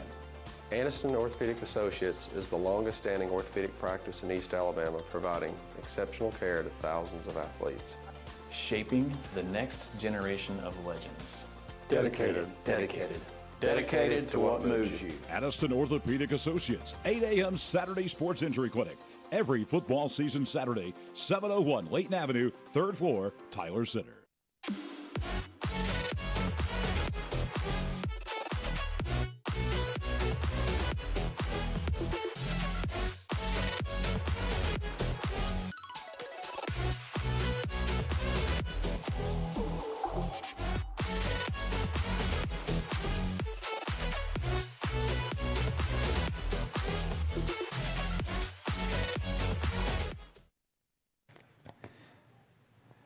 Team Sports, the Team Sports and McClellan Outdoors, they got a great store out at McClellan. I was in there the other day, and I'm telling you, it's the nicest sporting goods store anywhere in this part of the state of Alabama, and they have really high-quality, great merchandise right out there next to Miller Gym, across from the Longleaf Lodge at McClellan. Go check them out. They also, not only do they have that retail storefront, but they also service over 100 schools. They've got Adidas, Under Armour, Wilson. They can provide all your sporting goods needs, apparel, jerseys, accessories. They've got everything from scorebooks and jerseys to basketball goals, tackling dummies, local, family-owned. I know those folks well. They're great people out there. Team Sports, they are fantastic folks bringing you our highlights here each and every Friday night. And, of course, that Team Sports, Farmers and Merchants Bank, High School Football Alabama Player of the Week jersey, that custom-made jersey that they provide for us each week. All right, we have a special treat for you right now as we have, I'm going to call him new. He's still the new. He's the head football coach of the Cleveland County Tigers, Coach Vaughn Lee. Tonight, homecoming over the Pit in Heflin. They beat Talladega. Not only a win, their first win of the season, but it was also homecoming tonight. It was a region win. And, Coach, your first career win as a head coach, right? Yes, sir. Thank you. Oh, man, yes, congratulations. Yes, and we sir. got him right here on After the Game. Coach, Yes, congratulations. sir. It was definitely a roller coaster ride for sure, and we'll enjoy it once I calm down, but it was one of those that you'll enjoy later. Right now, we're just trying to figure out exactly what happened, but we did come out on top. 28-26, you win the game. Coach, you mentioned in a back and forth wild game. From what you can recall, tell us how wild it was. Take us through the game. Well, you know, the first 6 minutes, they really took it to us. They had a big explosive play early in the game, and then we went 3 and out and punted to them. And then once we settled down, and at the end of the first quarter, we took a 28-7 lead at the halftime. So really felt good where we're at halftime. And then we come out third quarter, and they just played lights out. Talladega played so hard. A lot of playmakers there. We started having a lot of guys cramp. We don't play a lot of people, and so we ended up kind of hanging on there, and they closed to 28-26 with about 6 minutes to go in the game. So we get the kickoff on the 30, and we never gave the ball back. Awesome. We were able to. Our offensive line and our running backs were able to take the football and let the air out and pick up some first downs. We did complete some big passes on that drive, but we hit a knee on the 10-yard line there at the end of the 6 minutes. So, I mean, that was probably the most proud I've been of a young group, because everything was going wrong up to that point, but we kind of were able to rally up the last 6 minutes of the game and kind of seal the deal, and I'm proud of you guys for that. I'm going to turn most of the rest of this Noble Bank and Trust post-game presser over to Coach Michael Short for this segment. For folks that don't know out there, the uneducated, Coach Michael Short, 20 years head coach there at Cleveland County High School, and he's a Tiger through and through. Coach Lee, Coach Short, y'all know each other well, so I'm going to let you guys kind of take it away and talk some Heflin football here. Well, first of all, I want to thank you, because all those wins that we had when I was a coach, and this man right here had just as much to do with it as anybody, being my offensive coordinator for a long time. So I'm so proud he's back, and that first win, I mean, that's one it'll be special for you as the head coach. And just to hear right now how y'all did it there at the end, that's old school right there, buddy. Yes, The way to keep that ball away from them, because you know they had explosive guys. It kind of reminded me of your first win. You know, exactly. 25 years ago. Exactly right. It was a lot of the same type football. And you've got those kids, and I've watched you practice. You're a very young football team, and you know some of the things that happened to you. Said third quarter. A lot of times a young football team can't find out, or they can't learn how to finish. But all you need is that one time that it happens, and then next thing you know, you'll build on it, and it'll happen more and more and more each week. How do you?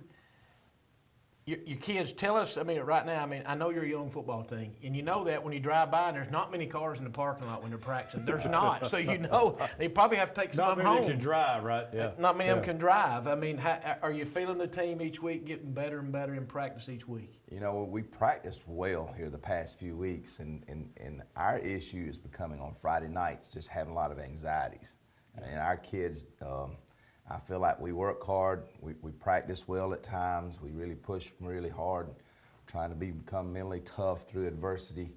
And right now it's a lot of anxiety, just wanting to please so bad. And when bad things happen, they have to learn to bounce past that. And that's kind of where we're at, the youth we're at right now. And you never know when a win like tonight, what it may propel you to in the future. Yeah, we just have to learn to win, and that's something that, the only way you can do it is keep battling through and let good things happen to you. You just got to be, we have to play hard, play smart. We don't have a lot of depth, but if we can hang around and be in the game, then find ways to win. Today, it was just a different type of we just really took off in the second quarter, and our guys played with a lot of confidence. And then, all of a sudden, we turn into a different team. And so that can be a little frustrating, and it can age you a lot when you sit there and you're riding a roller coaster and like, what are we going to get here? What are we going to get? But, I really like this team. I really like where our program is, and we have nowhere we're going to really improve over time. And I don't want to use youth as an excuse. we're going to get bigger, stronger, faster, and older, and more experienced. And a lot of experience, I think, is the only way you can get experience is play the game. Yeah. Tell us, and I know this is important to you as it was for me years ago, the support you're getting from the Cleveland County community, from your booster club, and heck, your principal used to be my defensive coordinator, and y'all work side by side. So a lot of that stuff is familiar to you. How important is that to you right now? You know, that's the main reason I came back, was the people that were surrounding and everybody from the booster club officers to our principal to a lot of our coaches that played for us. I mean, it's kind of a special situation, and it's one of the main reasons I came back to Cleveland County was those connections that you talked about. And it's been special. We've had a lot of support. People understand what process we're going through. We were talking about your first season, 1998, and we were kind of comparing some of the things that we were going through now that we were in 1998. That tells that we're old, you know, if we were talking about 1998. But that, you know, it's a great group, great support, great football community, and we want so bad to make things, you know, we want things to get better and improve, and we're working hard to get there. Coach, don't let this shock you tonight, but I was out at the Alexandria game, had to work there, and I got called into the radio station to talk to them at halftime. And Robert Smith said that Cleveland County High School had one of the most prettiest stadiums that he'd ever been a part of coming to that. And he said, Coach, just tell everybody over there how pretty it is. I said, you tell them, you're on the radio, but just tell, if people that hadn't been there, I mean, what a beautiful place that is, man. And, you know, I didn't realize, you know, when you've been there so long, you don't realize that when you leave for 5 or 6 years and you come back and you're like, wow, this is a beautiful place, and it is, and the turf now makes it even prettier. And, you know, I remember the first game played in that stadium was 2 days after September 11, and Robert Smith was calling the game. We played in Alexandria. Yep. Johnny Hoover. Yep. Was a running back. We talked about that tonight, and that was the first ball game played in that new stadium, the Friday night after 9/11, and we talked about that tonight. That was a special night, and again, it was kind of like it happened again tonight for you. Yes, yes. And real quickly, tell us a little bit about, you know, the region. A lot of people, all they do is see these teams around here, but y'all got a different road to hoe and got a lot of traveling to do. Yeah, we do. As a matter of fact, Coach, we're going to show this right now. We got Class 4A Region 3. Used to be 4, but now it's 3. And we're going to talk with you about that. Well, it's not update right now. As soon as we get that, guys, just throw that up. But go ahead and start talking about your region, because Coach and I were here doing our region renovation show, and I think people forget that when it first came out, there was going to be a 9-team region, and it was going to include Munford and Cleveland County and Talladega were going to be up here. They were going to be up here with Anniston and Alexandria. Well, Alexandria was going to be 5A, I think, at that point in time. Yeah, I saw that. All these things started changing. And then after it was all over with, they come back in and said, no, it's 3A Region 6 that's going to be the 9-team region. And the 4A region is going to be split, and they sent you and Munford and Talladega all down to the south. So just kind of tell us about this region. And you're the Road Warriors this year. You're going to Montgomery, you're going to Union Springs, you're going to Tuskegee.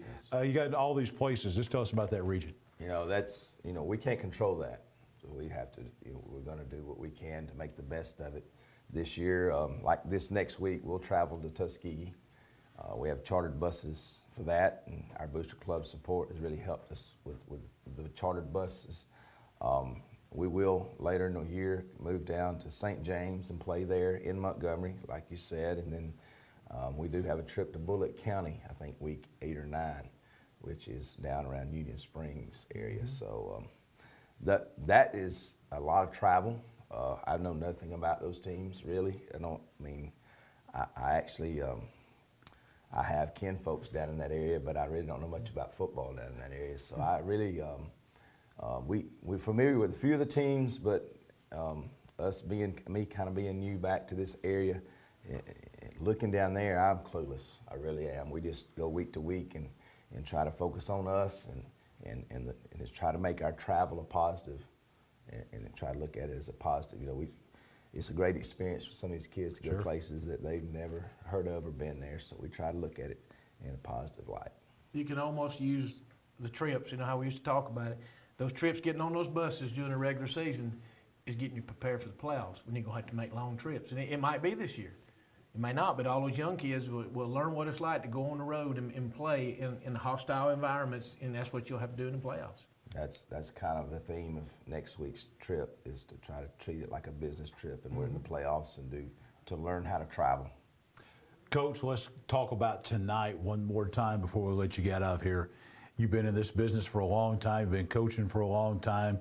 Cleveland County, you spent a lot of years at Cleveland County, 20 years, I believe, as an assistant coach there and coming back. And then to come back and win on homecoming at the pit at L.E. Bell Field, that beautiful stadium we talked about, have your first career win as a head football coach at Cleveland County on homecoming. Can you put into words right now what that night and what this night means to you? Yeah, I'm gonna be honest, it hasn't really sunk in because I'm probably in the middle of the third quarter back there trying to figure out how to slow them down.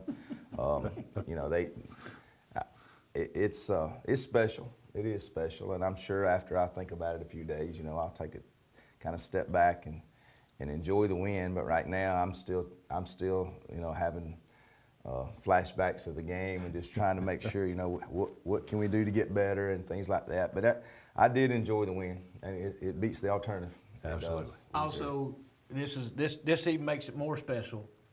And Coach Taylor texted me a while ago, and he said, "Hey, Coach Lee's first win as a head coach was also Cleveland County's 450th all-time win." Wow. Wow. That even made it more special for everybody there. Can't let this go. Got to ask him. I know you didn't probably get to see it happen, but it was special tonight to have Gary Harris, our band director that was there for 25 or 30 years, got to come back tonight, and they, in between first and second quarter, they brought him out on the field. I'm sure out on the field and kind of dedicated things to him. So he's a Gary Harris is one of our #1 fans of this show, and has been throughout all the years. Even when he was living down in the Valley, he was a Valley, Alabama, not Alexandria Valley, Valley, Alabama. He was a big fan of the show, so congratulations to him tonight and all that. One last thing, Coach. When we were down at the media day down in Wadley earlier in the summer, Coach and I were down there with you. You had these shirts that said, I think, MTXE, is that right? Yes, is that sir. right? Okay, Yes, tell us what that means. Well, you know, it's kind of been our motto, or our standard that we've tried to push with our kids is mental toughness, extra effort. Because those two things you can control. You can be a mentally tough player, and you can give extra effort. And those are controllables that we try to preach and instill our players, that's the standard that we're going to accept and try to make a more mentally tough player and give all effort, extra effort. That's kind of, you know, the things that we can control, and we truly try to set that standard. Coach, congratulations on the win tonight. Thank you for coming and being with us. Hopefully this will be a part of what you remember, coming over and being with me and Coach over here on After the Game. Certainly have a great trip back over to Heflin, and safe travels to all these Montgomery and Union Springs and Tuskegee and all these places that you'll be going throughout the rest of the 2024 season. Well, let's tell you about the Calhoun County Quarterback Club. They kicked off their season this past Monday. Houston Nutt was in town at the Anniston Country Club. And hey, we've got more great speakers lined up, and it's not too late for you to be involved with the Calhoun County Quarterback Club. They've got Lauren Sisler from ESPN. She'll be there this Monday night. Brian Vogler, former Alabama player, JSU assistant coach, he'll be there. Former UAB and Jack State head coach Bill Clark is coming. Dari Noka from the SEC Network. If you watch their scoreboard show on Saturday nights after the game, you know him. Heath Harmon, executive director of the Alabama High School Athletic Association, coming later on. Stephen Pearl, son of Bruce Pearl, Auburn assistant basketball coach, will be there. Holly Rowe is also coming as well. 239-4481. David Woodard is the guy to call for membership information. It's at the Anniston Country Club. All these big names are coming. You'll hear all kinds of information about high school football, college basketball, just sports in general. And there'll be some high school coaches and players there every week as well. Great time, a great organization. And part of the money you pay to be a part of the Calhoun County Quarterback Club, they give thousands of dollars in scholarships to football players right here in Calhoun County every year. We'll be back with more of After the Game, presented by the Calhoun County Commission, in just a moment.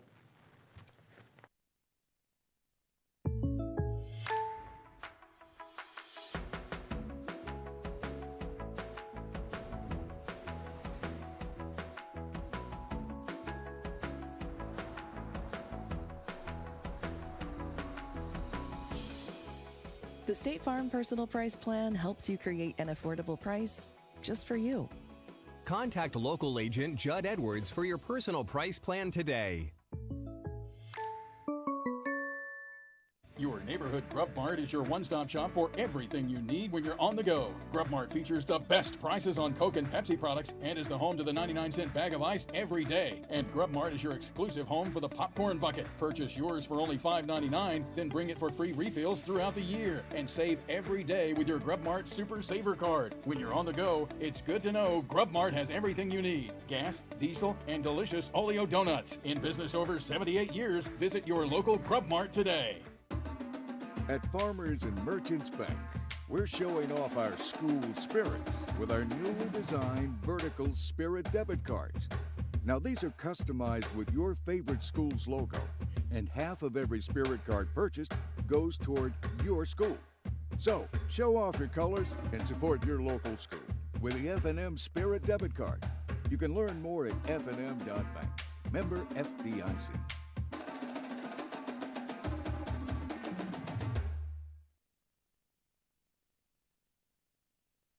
I can't imagine life without Gwen, but we came dangerously close. I was having chest pains. Luckily, there was a hospital nearby that quickly discovered one of her arteries was 100% blocked. A hospital with life-saving technology and the latest in cardiac treatment, with an experienced team of doctors and nurses focused on fixing Gwen's heart. What hospital had all of that? It was all right here at RMC. Your home is a reflection of you. We understand that. That's why we'll personally help guide you through the process of product selection, finance, and installation. We have an extensive selection of designer tile, stone, carpet, laminate, hardwood, cabinets, and outdoor products, all with industry-leading quality. Let us help you choose the perfect touches for your entire home. We offer free in-home estimates and design consultations. Visit us today at Ted's Floors and Beyond. What does it mean to be a community bank? At Noble Bank and Trust, it means you're more than an account number, you're a valued member of our community. Whether it's checking, savings, a loan, mortgage, or line of credit, Noble Bank and Trust meets all your banking needs with exceptional technology customized just for you while making you feel right at home. Make the switch to Noble Bank and Trust, and we will make sure you're taken care of from beginning to end. Noble Bank and Trust, member FDIC, equal housing lender. Judd Edwards, State Farm Insurance. He brings you our fantastic game of the week tonight. Anniston and Alexandria will have all the highlights and the post-game reaction from out at Lou Scales Stadium, the Anniston-Alexandria game. Judd Edwards, great supporter of high school football. Let me tell you about Judd Edwards, because Judd played high school football, quarterback at Oxford. He knows how important high school football and high school athletics is to our community. But not only that, he is one of the best. If you're looking for insurance and financial needs, it's the #1 auto insurance company in Alabama. He'll help your family insure what counts on the phone, online, in person. He's in Heflin, but he's really all across East Alabama doing business in and for our community since 2020. Judd Edwards, State Farm Insurance in Heflin, bringing you our game of the week. We'll have that coming up momentarily. Coach Michael Short and of course, Coach Chad Barnett back with us on High School Football Alabama's After the Game, presented by the Calhoun County Commission, coming to you live tonight from the Dad's Barbecue, top of the river Media Center, right here on Quintard Avenue, Midtown Anniston, home of the Quintard 500 at Parker Memorial Baptist Church. We'll tell you about that in depth one night. Guys, Coach Short, Chad, I was at this game tonight. I tell you, we pulled up at Bill Bryan Stadium at Weaver, and a huge crowd tonight. This probably exemplifies what high school football means to these communities, because Sachs had not won a game, Weaver had not won a game, but that Weaver side was absolutely packed tonight. I mean, standing room only, and this turned out to be a great football game. When we got there, Sachs was in control, but Weaver really turned around in the second half, and this was a barn burner into the fourth quarter. Partly one of the reasons why there were so many people, there's so much activity there, was I remember a long time ago, back when we were on doing the games of the week and stuff like that, Ray Hammond had an open for this Sachs-Weaver matchup, and he calculated it was 4 miles from doorstep to doorstep between these two schools. No room to breathe. That's why these folks came out to cheer on these squads tonight as they went to Bill Bryant Stadium and played against the Sacs Wildcats and Weaver Bearcats. Go out to the highlights and see how it went down. As you mentioned, John, 20-7, Sacs on top as we are in halftime, and we would go to the third quarter.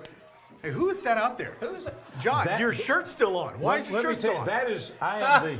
Well, I'll tell you who those guys are in just a minute. We need to get to the highlights. Hey, how about this? Great to see this. Caden Gooden with a 2-yard first down run. That means a lot. If you know about what's going on in high school football around here, big play there. Great to see that young man getting that hard-fought first down. More Weaver on offense. This is going to be Demarion Welch. Twisting and turning 27 yards. He is going to find pay dirt and put the Bearcats on the board. 20-18 after the PAT was good. Now Sacs on offense. Damari Adams. You talk about shifty. This kid's got some wheels, and he's fast. 22-yard pickup for the Wildcats. You see the Weaver huddle as we have a tight one brewing. Can Sacs continue it? Cisco Nira says no with the pick for the Bearcats at the Weaver 25-yard line. Massive play, kind of like the white helmets for the Bearcats, by the way. Back on offense for the Bearcats, Gooden. He's going to pick up a 14-yard run over the left side as he's pulled out of bounds. Sacs now huddling up. How can we stop this? They did. Sacs now back on offense. It's going to be Demarion Welch for a 16-yard run. Tell you, this kid's got some wheels. Sacs has a win, 26-20 over their crosstown. And I say crosstown very minimally. Cross the highway. Win rival 26-20 is the final score tonight. You know, this game, atmosphere was great tonight. You wouldn't think that these two teams were winless football teams. I'll tell you something else. Having watched both these teams play now a little bit, saw Sacs play against Piedmont as well, first time to see Weaver. And we've said this about a lot of teams. Both these teams better than last year. Weaver's better team than last year. I think Sacs is a better team than last year. You know, Weaver brought this game back all the way. It was 20-7. They brought it back and tied it 20-20, and then Sacs scored in the fourth quarter to win it 26-20. But much improved football teams. And the athletes they have, these are dangerous football teams for some folks in Class 3A Region 6. They could step up and bite somebody they're not supposed to very easily with the kind of athletes both these teams have. They're not an easy out. Neither one of them are each week. And we talked about last week, I mentioned that watching Sacs, I haven't seen them live, but I've seen them on video, is they're getting better each week. A little bit better, a little bit better, a little bit better. You start to see their program starting to move this year too. Things are starting to happen positive toward them. So every team that plays either one of those two, you know, Weaver's 0-3 right now, but they've had some, you know, some injuries and things like that. But I wouldn't want to play either one of those three just because of the athletes that they have. Yeah, and you made a good point, Chad. This is, in this region right here, this is a huge win, and also great to see Caden Gooden. Very scary moment out at Welborn last week. Live flighted out there in a helicopter, and tonight you saw some of the licks he was taking out there tonight. Yeah, it was really cool because I don't think any of us really knew what to expect. You know, we heard the story last week. We didn't talk about it a lot because there was a lot of information out there about Caden last week. So we really delve into it too much. So you really weren't sure what you would get coming up this week, and he had some big plays tonight. And a kid from Sacs, probably tonight on the sideline with his neck brace on. He's still got a neck brace, and he's out till he can get cleared by an orthopedic surgeon. Now, we're going to do this on the fly, guys. If we can go back and play the beginning of that video again, the Sacs Weaver video, these are not just me. This is not just John going into the student section at Weaver.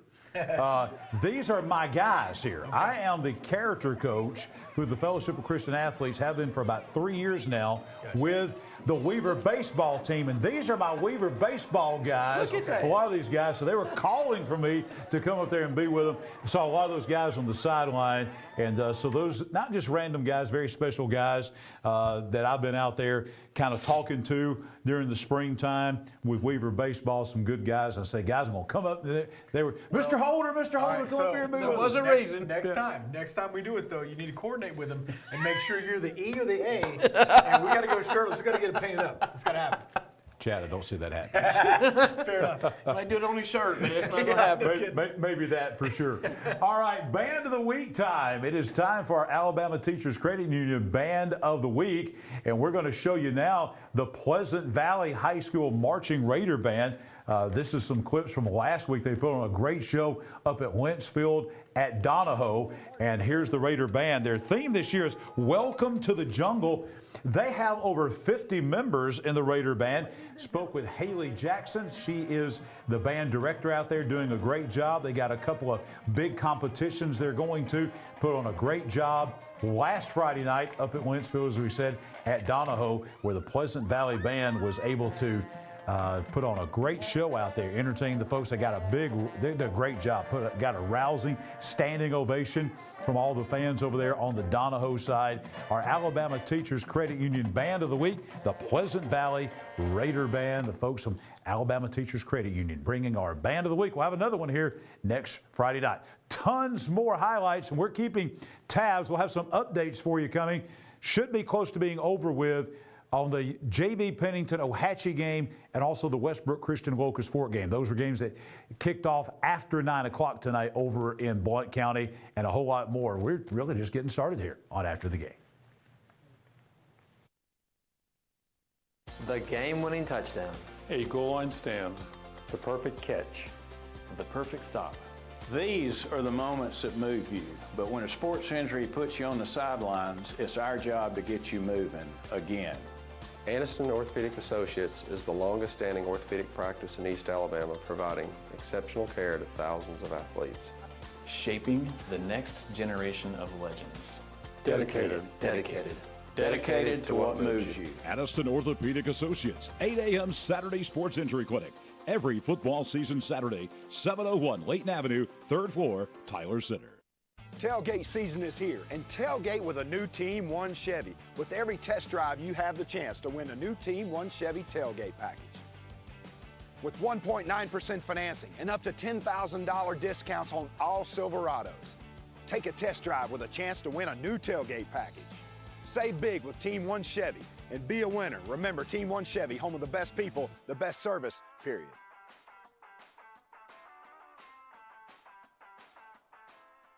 What does it mean to be a community bank? At Noble Bank and Trust, it means you're more than an account number. You're a valued member of our community. Whether it's checking, savings, a loan, mortgage, or line of credit, Noble Bank and Trust meets all your banking needs with exceptional technology customized just for you while making you feel right at home. Make the switch to Noble Bank and Trust, and we will make sure you're taken care of from beginning to end. Noble Bank and Trust, member FDIC, equal housing lender.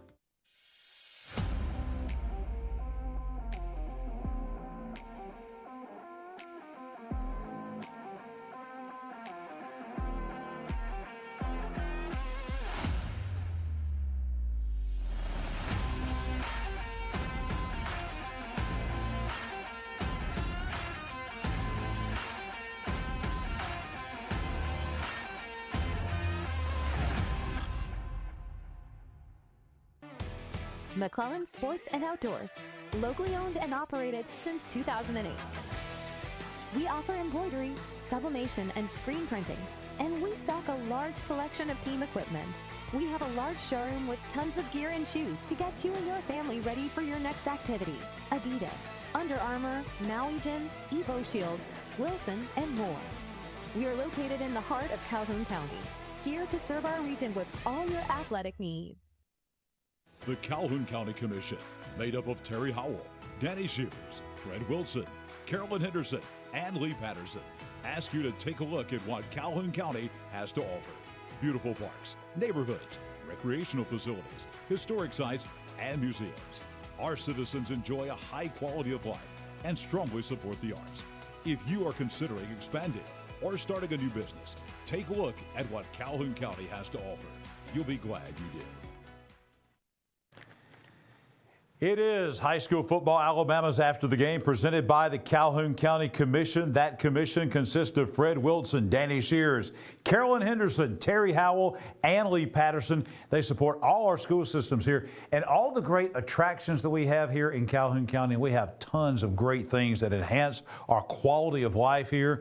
All the recreational sites we have throughout the county, that is a big part of that. The reason we have those is because of the Calhoun County Commission, and also doing great things like supporting the Calhoun County Sports Hall of Fame and supporting after the game and bringing you all the great information and the spotlight that we're able to put on our schools and athletes here, not only in Calhoun County, but all of East Alabama. Special thanks to the Calhoun County Commission, our presenting sponsor of After the Game. Well, tonight, Class 5A action. Believe it or not, we talked about it being week 4. The home opener tonight for the Jacksonville Golden Eagles guys at Golden Eagles Stadium. They had played their first 3 games on the road. They finally get home tonight and they take on Center Point. We were talking with Sam Adams earlier about the swap in his region. Center Point moved from 6A down to 5A, replaced by Mountain Brook. Jacksonville moved up from 4A to 5A, so you actually have probably, I guess, the smallest school in that region taking on maybe the biggest school in that region in Center Point tonight, and it's also a Center Point team that we've seen over the last couple of years in Class 6A that is super talented, super loaded, and Jacksonville had their hands full tonight at Golden Eagles Stadium with the Eagles from over in Center Point. Yeah, you know, not much known about this if you're a local fan here. I mean, I know you know about them. Not a lot of people know a lot about Center Point, but they came into the season ranked number 8 in the state in their classification. And really, what would they do when they come to Golden Eagles Stadium? As you mentioned, John, Jacksonville with winners the first 2 weeks on the road, then they lose at Moody 35-0. How would they bounce back? That's the big question. How would they look against these Center Point Eagles? Let's go out to Golden Eagles Stadium and check out the highlights and see how this one went down. We arrived at halftime, and Golden Eagles down 23-16 to Center Point. Center Point Eagles will get the ball as we head into the third quarter. Starts on offense, Thurman Moore. He's going to take off, and then he's not going to be caught until just there, right there at the 1-yard line, so he's out of bounds. Very next play, though, Julius Finnerson. He's going to punch it in, and that's going to give the Center Point lead up to 32-13. 2-point conversion here. It's going to be dropped back, and it's going to find the ground. So 2-point conversion, no good. Center Point up 32-13 with 6:28 to go in the third. Jacksonville now on offense. You got Jackson Bonner back at quarterback, dropping back to pass, heaving it downfield for a big catch and first down to Drake Loggins at midfield. So Jacksonville trying to answer back, have some life in this third quarter. A few plays later, Zay English gets another first down for the Eagles. Then they're going to go to Tylen Ellis, who's going to take the handoff this time in there for the score. Touchdown Jacksonville. They're going to go for 2 as well and just can't get the quarter. Too much Eagle speed to keep them out of the end zone. So the score here is now 32-19. Nice crowd on hand. Jacksonville would get the onside kick here, give them some more life as they cut it to 13, but it would not be enough tonight. Played hard. Center Point a little bit better tonight. 40-21 is your score. Jacksonville falls to not only 2-2, but more importantly for the Golden Eagles now, they're really starting out this region in 5A Region 6 with the heavy hitters in this region. They went to Moody last week, Center Point at home this week, and they go to Leeds next week. And I think back on the road again. Yeah, back on the road again and back to Leeds, a tough place to play. So Coach and Chad, they've opened this thing up, the way the schedule fell, and when they made the draw, they're probably the top 3 teams in the region. They're opening up region play with those top 3 teams. Well, it's good to go ahead and get it over with. But I've been there and done that. I remember when we got moved in to 5A for a couple years, and we were in there with Beauregard, and people said, Beauregard, yeah, they won it. That one of the years we was there with the great running back that they had that scored a lot of points against a lot of people. Yeah. But people don't realize how tough it is going from 4A to 5A and being probably one of the smaller 5A schools in the state, but then you have to go play a Center Point who has played well in 6A. So now it's so, you think about the times when Andalusia dropped down to 4A that year out of 5A. They were good in 5A, and they dropped down to 4A, and they won it. I'm not saying Center Point's going to win it, but that's just, it's very tough to be in your first year in the 5A, and you're playing a team that's dropped down out of 6A. It's very tough. You looked over and saw all those players on that sideline, a whole lot more people. Did you see the size differential? I mean, you're talking about a 6A type numbers. I mean, they were huge. I mean, that's what you're going to see, and they're going to see that maybe not against Leeds, but there will be some other teams that they face that's got real big people. 3 first games, we talked about it on the road. They'll go back on the road next week. 5 of the first 7 games for Jacksonville this year are all on the road. And probably that 2 of those extremely difficult. Going to play the top 2 teams in the region. Most folks think will be Moody and Leeds in tough places to play. All right, guys, we're going to switch gears real quick because we had 2 games tonight that were delayed by the weather in Blount County involving Calhoun County teams and Etowah County teams, local teams here. Very important games, both in Class 3A Region 6. So one game started at 9, another game started at 9:15. Now the 9:15 game was the game in Blountsville between Ohatchee and JB Pennington. Coach, the latest update on that is Pennington's ahead, I think. Yeah, you caught me off. Yeah, well, let me tell you, I just got a text. This is information that's coming at us fast and furious now. Mm-hmm. They're still playing. It's almost midnight. They've had more delays. I know at Locust Fork, not only did they got back to playing, and they had the power went out. I think we got a report that there was a fight, maybe? Well, yeah.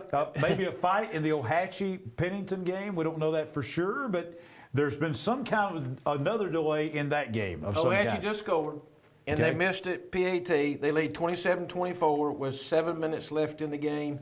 And our Namath Pitts in Connecticut is watching it on the NFHS, and he's keeping me abreast of what's going on right now. Also, we understand, and we're all going to our phones here, we also understand Kurt Duryea, Director of Football Operations for Westbrook Christian, over at Locust Fork, 4:37 left. Locust Fork and Westbrook are having a heck of a game. 40-35, Locust Fork leading Westbrook. These are games, it's midnight, folks. Midnight on the button, and these games are still going on over in Blount County because of the weather and lights going out and altercations and all those kind of things. I'm just surprised we're getting the games in. I mean, honestly, I know it's really late to be finishing a high school football game, but the fact that we got all of them in is pretty At least they impressive didn't tonight. cancel. At least they didn't cancel. Coach, it's midnight. We've been waiting for a couple of weeks to unveil what we're about to unveil right now. Johnson's Giant Food Concession Stand of the Week from a couple of weeks ago. Hoax Bluff Band Boosters. They called their band the Green Machine over at Hoax Bluff, and a couple of weeks ago, we were there. Look at this, guys. Pay close attention, everyone. Yes. These guys out there with the Green Machine. That's some steak right there. They brought us barbecue nachos and chicken quesadillas and Philly steak sandwiches on Texas toast and Philly cheesesteak quesadillas, which I defy. We got great restaurants in Etowah County, but I don't know that we have. Look, there's the barbecue nachos. I don't know if we got anybody. The Philly cheesesteak quesadilla is one of the best things I've ever had in my life anywhere. That's the buffalo chicken quesadilla right there, I believe. Stepped up. They didn't do this stuff. I even had a participation. I participated in this week. In this one, there's the Philly cheesesteak quesadilla right there. And our shooter. I mean, I normally don't participate in this. Yeah. But it was off the charts good. So now we're going to take you back out to Hoax Bluff, and we're going to show you some interviews and talk about this a little bit more. All right, Coach and Don, we are here at Hoax Bluff tonight. The famous barbecue nachos have had it here for years. And we're going to try a lot of items tonight. This is just the first of the items. Barbecue nachos, guys, dig in. We got the cheese, barbecue sauce, homemade barbecue. Don, are they as good as they have been in the past? Absolutely, John. The house that Coach Rob built here in Etowah County, I don't know if he had anything to do with this, but you know what he needs to do? He needs to sell these down at the swimming pool in the summer. But this is good. This is real good. Barbecue nachos, I mean, I don't know if you can even tell how good this looks. You certainly can't tell how good it smells. Fantastic stuff here. We got some more stuff coming, but that's the barbecue nachos here at Hoax Bluff. All right, so Coach, I usually don't participate, but I love Philly cheesesteak. And the smell of awesome. it. And the smell of it is awesome. And the looks, oh my goodness. Are you going to eat that whole thing in one bite? It's hot. Well, all I can say is they brought this off the grill. This is hot. And Jon Holder, here it goes. There it goes. What do we think? That's as good a Philly cheesesteak as I have ever had anywhere. Oh, man. Awesome. Well, you heard it right here first. High school football, Alabama, after the game, host Jon Holder with a Philly cheesesteak sandwich. At Hoax Bluff. Yeah, at Hoax Bluff. Best he's ever had. All right, guys, we've already been through Philly cheesesteak, barbecue nachos, And now we have chicken quesadilla. I mean, this is like we told you in our High School Football Alabama, the magazine, that a lot of these concession stands are like restaurants and good restaurants. Guys. 5-star restaurant. All right, guys, here we go. Y'all going to try out the chicken quesadilla here. I saw them making this, and it is incredible. The chicken, you see the juice dripping off. What do you think, guys? I think I need to run back to the studio after tonight. I mean, it's all good. This is a 5-star restaurant, is what this is. I think he said it well. The 5-star Hoax Bluff Band Booster concession stand. We've got even more at Hoax Bluff tonight. This is the Philly cheesesteak quesadilla.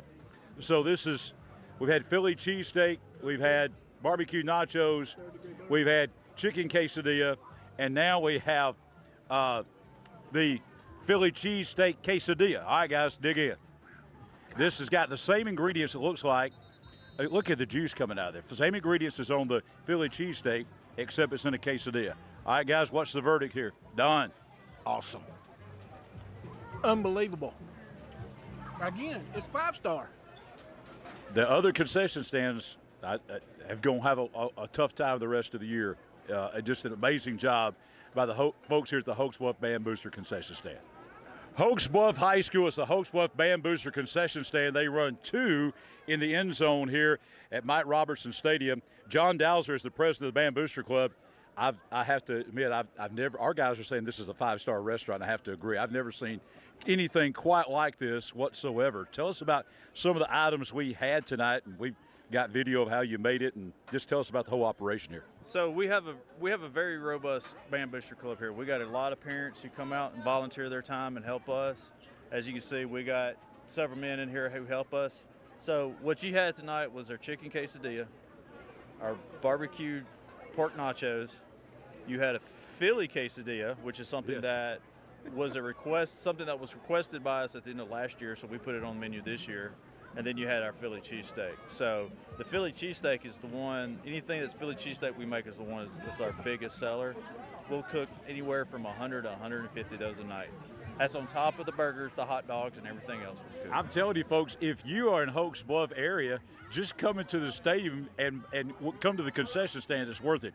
So all the money you make, and by the way, very reasonable prices on these things. All the money that you make from this, what's that go to fund with the band? Funds and supports our high school band here, our marching band. So it helps with our school, with our program, instrument repair, our cost of our trips, any of the expenses that we have throughout the year. Our guys feel like Guy Ferrari today. Like we're eating all this great food. You and your guys did a great job. Fantastic tasting food. Thank you very much. Thank you. John Dowser, president of the Hoax Bluff Band Boosters Club. They will get a $100 gift certificate courtesy of Johnson's Giant Food to help out with buying some of these ingredients at the concession stand. I don't even have words to describe. Now, we're still, this is happening fast and furious. This is in real time here. We have Locust Fork 40, Westbrook Christian 29. We're trying to confirm that. Coach, we also have an update on J.B. Pennington and Ohatchee. They are back and forth as well right now. Touchdown Pennington, PAT is good. They lead 31-27 at this point, late in the fourth. Last update from Kurt Duryea was telling me that it was 40-35.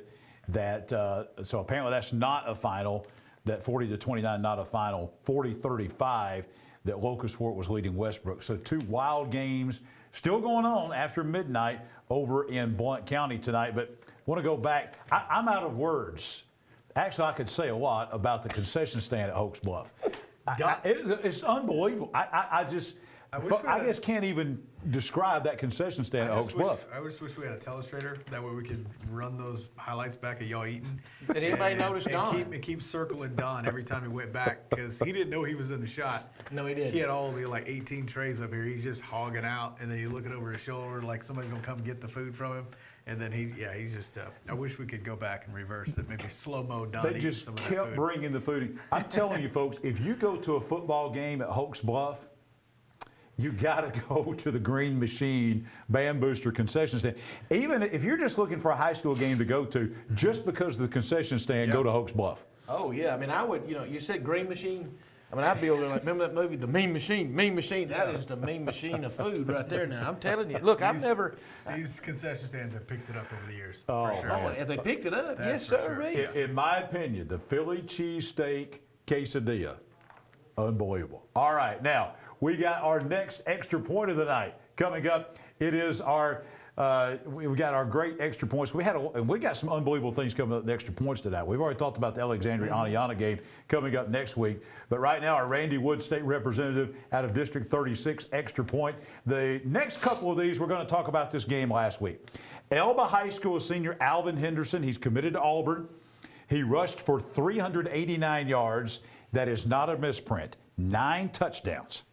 And 3 two-point conversions to tie the AHSA state single-game record for touchdowns scored. And he set the state single-game record for most points scored in last Friday's 80-78 4-overtime loss to McKenzie. Henderson, who led the nation in touchdowns scored last season, that's the nation, folks, he totaled 60 points that he scored himself in the game, setting that state record for most points scored.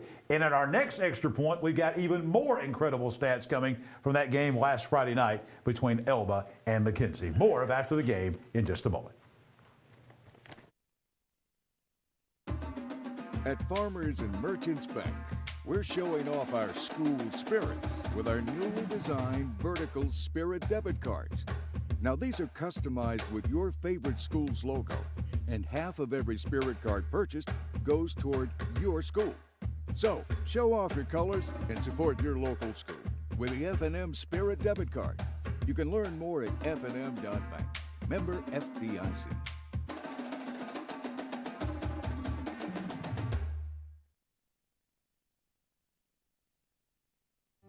As a social worker, my cousin devotes her career to helping others.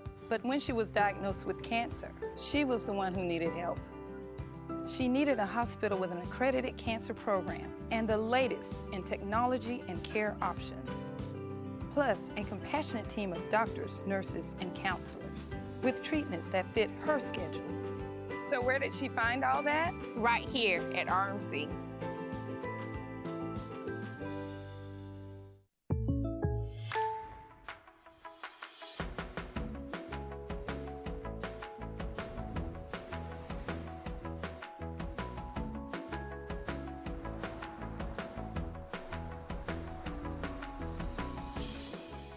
The State Farm Personal Price Plan helps you create an affordable price just for you.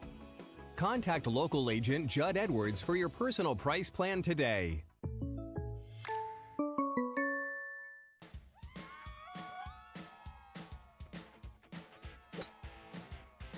Wow, these guys are everywhere. I'm telling you. Hey, you remember when we talked about doing some upgrades to the bathrooms and the floors? I do. Well, I think it's about time we check in to do it. I know exactly who to call. They're everywhere. From your kitchen, bathroom, living room, fireplace, or anything in between, even the golf course, Ted's is everywhere. Call today for your free in-home estimate.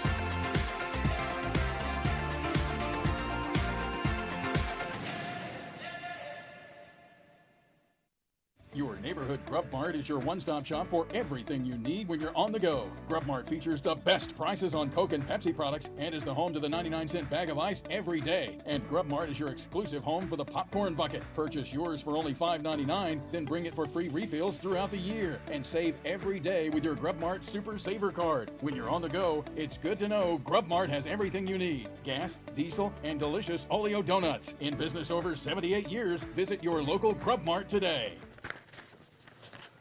Ted's Floors and Beyond got a great showroom out in Saks on US Highway 431. I'm in there quite a bit. They bring you our Ted's Floors and Beyond Team of the Week.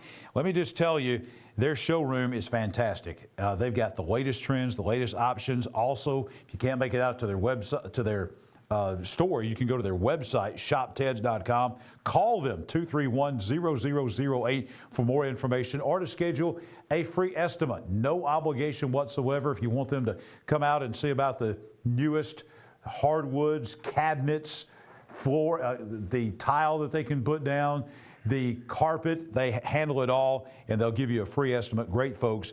ShopTeds.com. Visit them in their showroom, U.S. Highway 431 out in the Sachs area of Anniston. Now, let's talk a little bit about the game that we talked about earlier with Coach Vaughn Lee of Cleveland County. Big win tonight. Homecoming. A region game, his first win of the season, his first win ever as a head coach. We covered all that with Coach Lee. Kind of a wild game, dominated early on by Cleveland County. Let's look at some highlights from over at the pit in Heflin tonight, Chad. It's a great storyline. You know, both teams have new head coaches. Both head coaches are looking for their first win at their presumptive school. Presumptive school? No, it is. There you go. It's for sure their school. It's not presumptive anymore. Yeah. Vaughn Lee's got the job, so rest easy, Coach. Let's go down to homecoming out at L.E. Bell Field and check out how the highlights go. As we mentioned, both the Tigers of Talladega and of Cleveland County both looking for the first win on the season. Talladega Tigers would strike first. Xavier Lyles connects with Jaden Jones, who's going to have Pater in there for 6. It's all left for the PAT, and it would be true. 7-0 Talladega on the road at homecoming, on top, 7-0 first drive of the night. But trouble would strike for Talladega. Snap goes over their head, going to be recovered by Cleveland County's Anthony Glass, who's going to be fighting and falling inside the 5-yard line. No problem. They're going to go to Austin Mayfield, puts Cleveland County on the board, knotting it up at 7 apiece with 3:37 to go here in the first quarter. Cleveland County back on offense. Number 5, Carter Hughes gets the first down for Heflin. A few plays later, they're going to go back to Mayfield to get him in the end zone. Touchdown, Cleveland County, 14-7 is the score now, as they have now taken the lead at home. 9:43 to go in the second quarter. Trouble strikes again for Talladega. Botched snap on the punt. It's going to be blocked, recovered by the fellas that are celebrating homecoming. When they need score, they go to Mayfield. He would score again. 21-7 at this point with 6:12 to go in the half. Cleveland County's Cade Schubert now going to connect with Glass for a big first down. Beautifully dropped inside the pocket, and he's going to be tackled at the 2. They're going to go to Carter Hughes this time to get him in the end zone. Touchdown, Cleveland County, 28-7. Congratulations, Vaughn Lee. One win so far in his historic and gets an run. Important region win there. They've got a shot here to make some noise in this region. I think that they've got some winnable games coming up as we move through the season. And they've got some long road trips, as we talked about with Coach Lee earlier. Montgomery, Tuskegee, Union Springs. Not to mention, they've already been to Hanley, they've already been to Roanoke, and they've still got to come to Welborn in a couple of weeks. I have to give a little shout out to little Carter Hughes tonight. He lost his granddaddy this week, and they buried him. And I knew that his parents were real excited about him getting to play tonight. And he was promising, I think he's a 9th grader, 10th grader, but he not donated. What I was trying to say, he dedicated scoring tonight to his granddaddy. So I'd like to give a little shout out to him that he, and the kid from Anniston tonight too. We'll get to that. Dedicated something to his granddaddy also. That's awesome. Coach, got any updates before we go to the break here on what's going on? We got games still going on because of the weather tonight in Blount County. We've had all kind of delays over there because of weather and power outages and all kind of things going on. JB Pennington and Ohatchee. Pennington was winning that game, 47-35, I think it was? With a minute and 3 to go. Mm-hmm. And then we had Westbrook and Locust Fort, Dylan Embry, quarterback Dino, they call him, 5 touchdowns tonight. They're at a scoring shootout, 40-35. The last report we had late in the fourth quarter, Locust Fort was winning that game over Westbrook. So as soon as we get those finals, we'll bring those right back to you. Well, we've got our game of the week still to come, our East Alabama Top 10, our team of the week, highlights from Oxford still to come, and a whole lot more as after the game rolls on, presented by the Calhoun County Commission. At Jacksonville State University, the journey starts with you.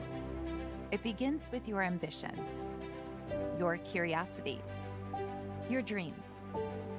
Here, you forge your own path. You have the power to make a difference, explore new horizons, and turn your passions into your future. At Jack State, we journey forward together.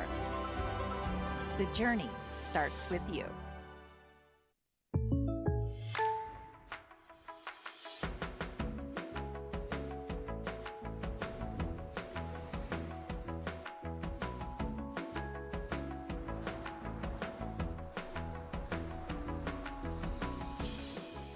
The State Farm Personal Price Plan helps you create an affordable price just for you. Contact local agent Judd Edwards for your personal price plan today. Tailgate season is here, and tailgate with a new Team 1 Chevy. With every test drive, you have the chance to win a new Team 1 Chevy tailgate package. With 1.9% financing and up to $10,000 discounts on all Silverados. Take a test drive with a chance to win a new tailgate package.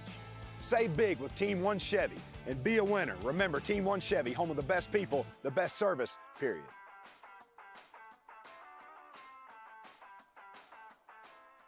What does it mean to be a community bank? At Noble Bank and Trust, it means you're more than an account number, you're a valued member of our community.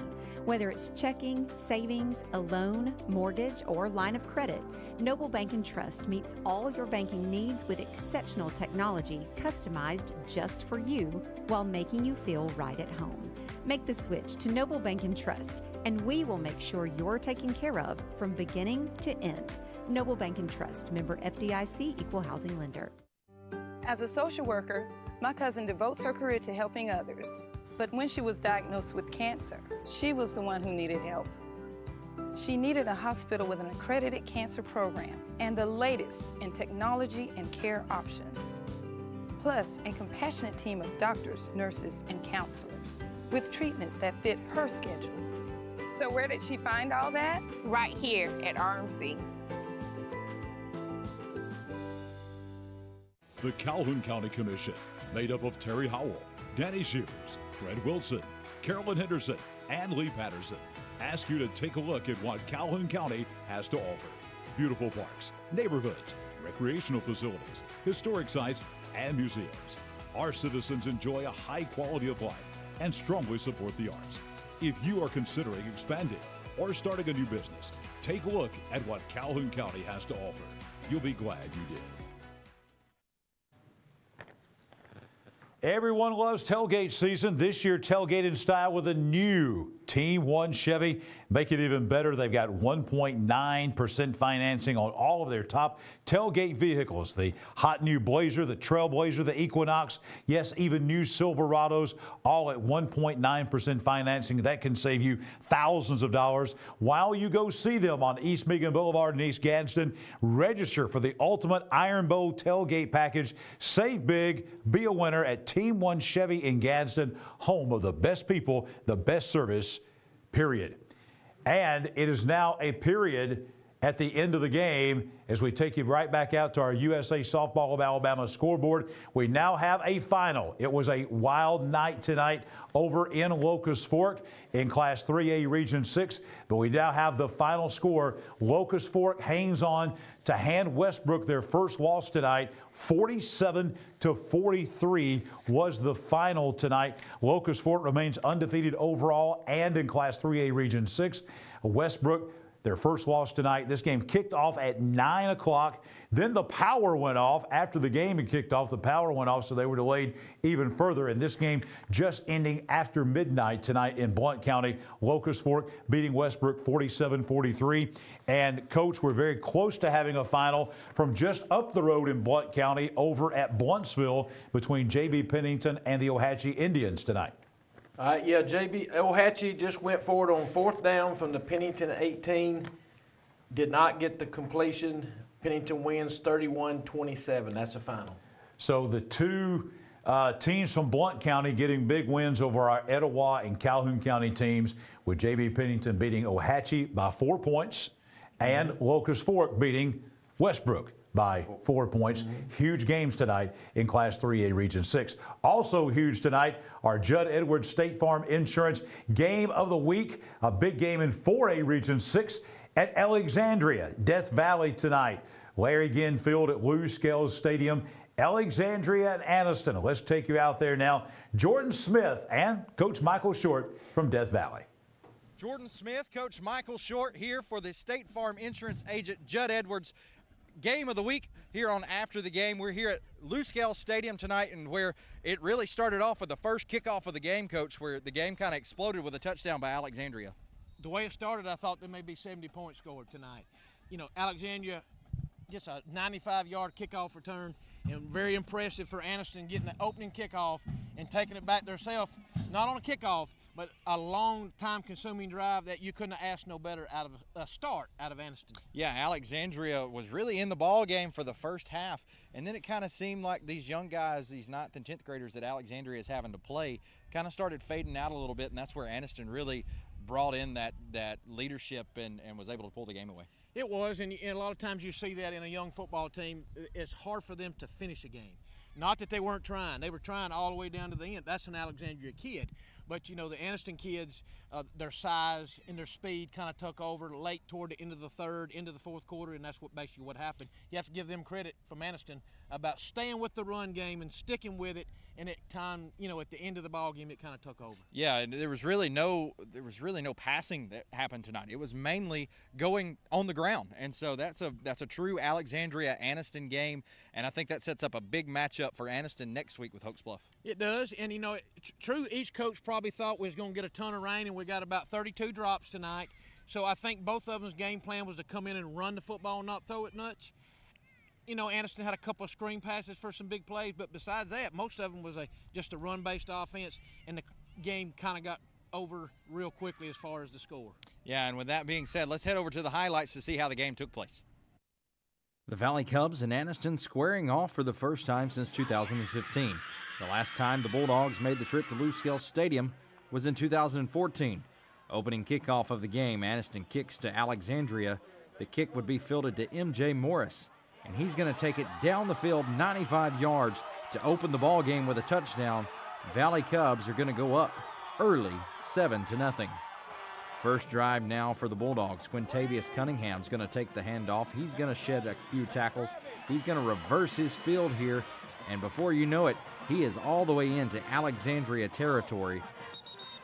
A few plays later, quarterback Damon Pope's going to roll out, and he's going to pass and connect with Kendrick Jordan for the first down for the Bulldogs. Now, a few plays later at the 3-yard line, Jabari Williams is going to take the direct snap and punch it into the end zone. 2-point conversion, no good. Alexandria still up 7-6. They would fumble the ensuing kickoff. Now, Anniston with the ball. Pope hands off to Williams. He's going to make a few guys miss, and he's going to pick up the first down after a big run. A few plays later, Pope drops back, and he's going to decide to keep it himself, and he's going to pick up another first down for Anniston here. Now threatening. Williams now with a handoff. He's going to look to the corner, and he's going to spread the Valley Cub defense wide. He's going to walk it into the end zone. Bulldogs go up 12-7 at this point.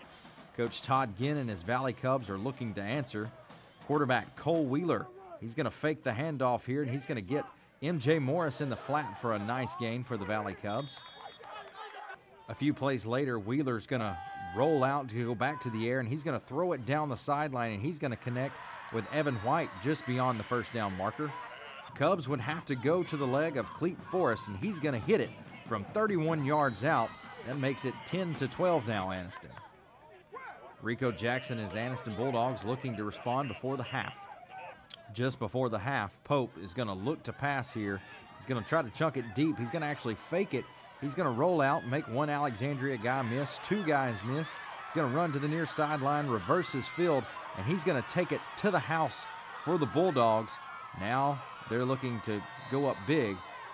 That touchdown will send Anniston to the halftime break, leading 18-10. Anniston now with the ball. Pope going to dish it out on the screen play to Jordan. Jordan's going to make a few guys miss. He's going to reverse his field, try to get over to the other sideline.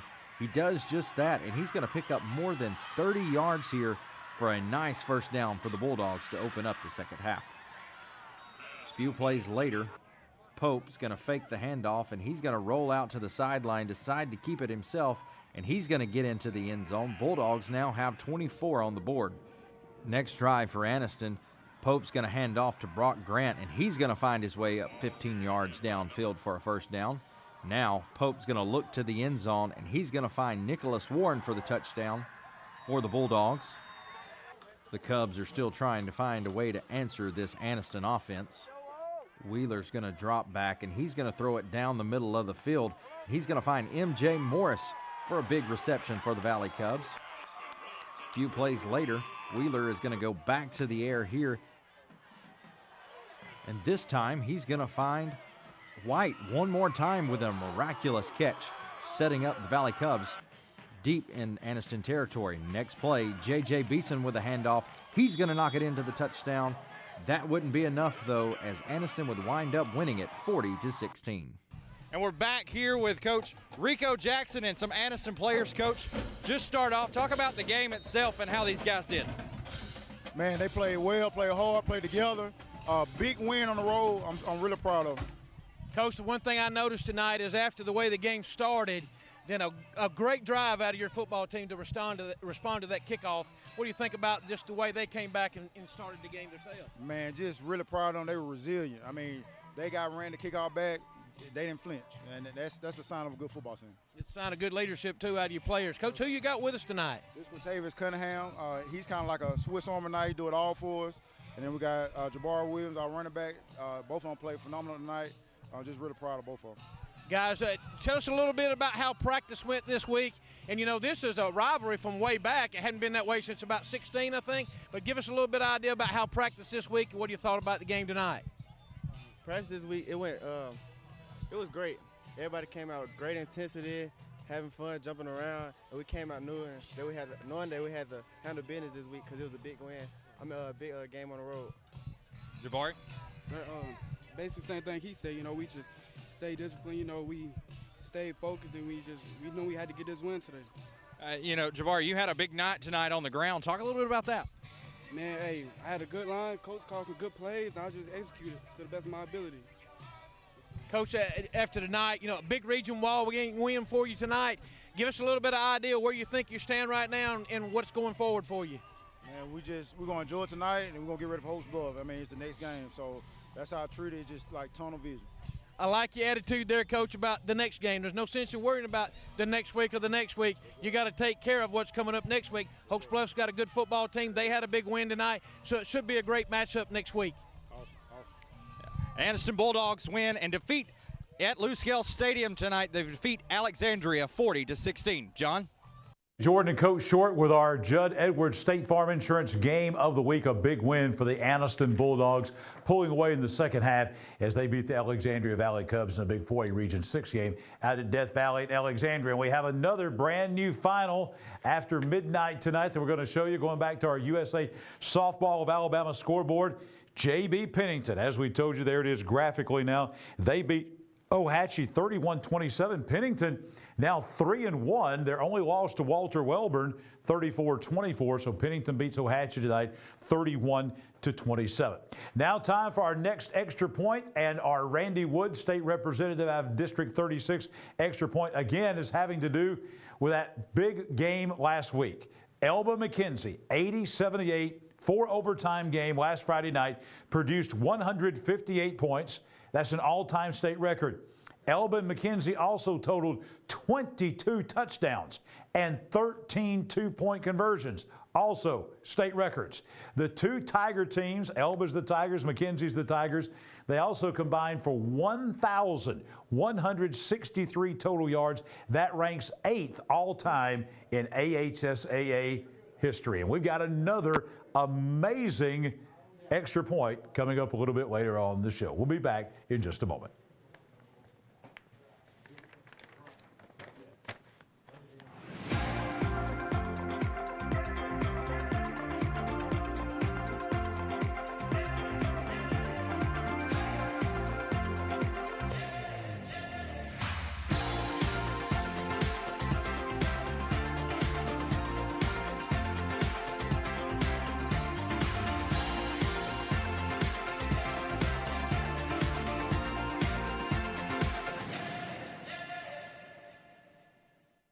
Your home is a reflection of you.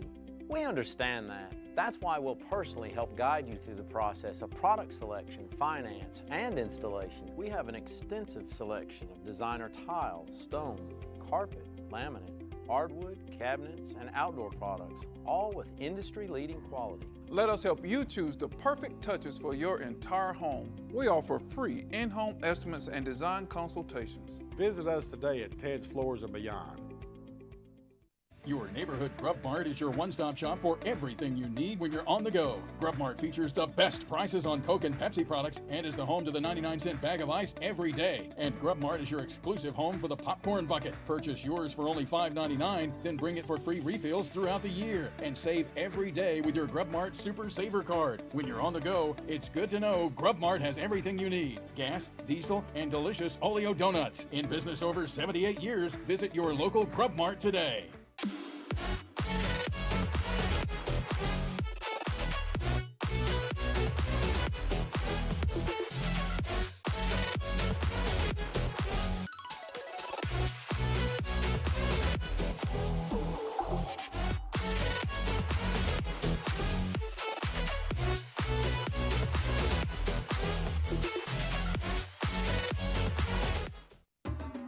At Farmers and Merchants Bank, we're showing off our school spirit with our newly designed vertical Spirit debit cards. Now these are customized with your favorite school's logo, and half of every Spirit card purchased goes toward your school. So show off your colors and support your local school with the F&M Spirit debit card. You can learn more at fnm.bank. Member FDIC.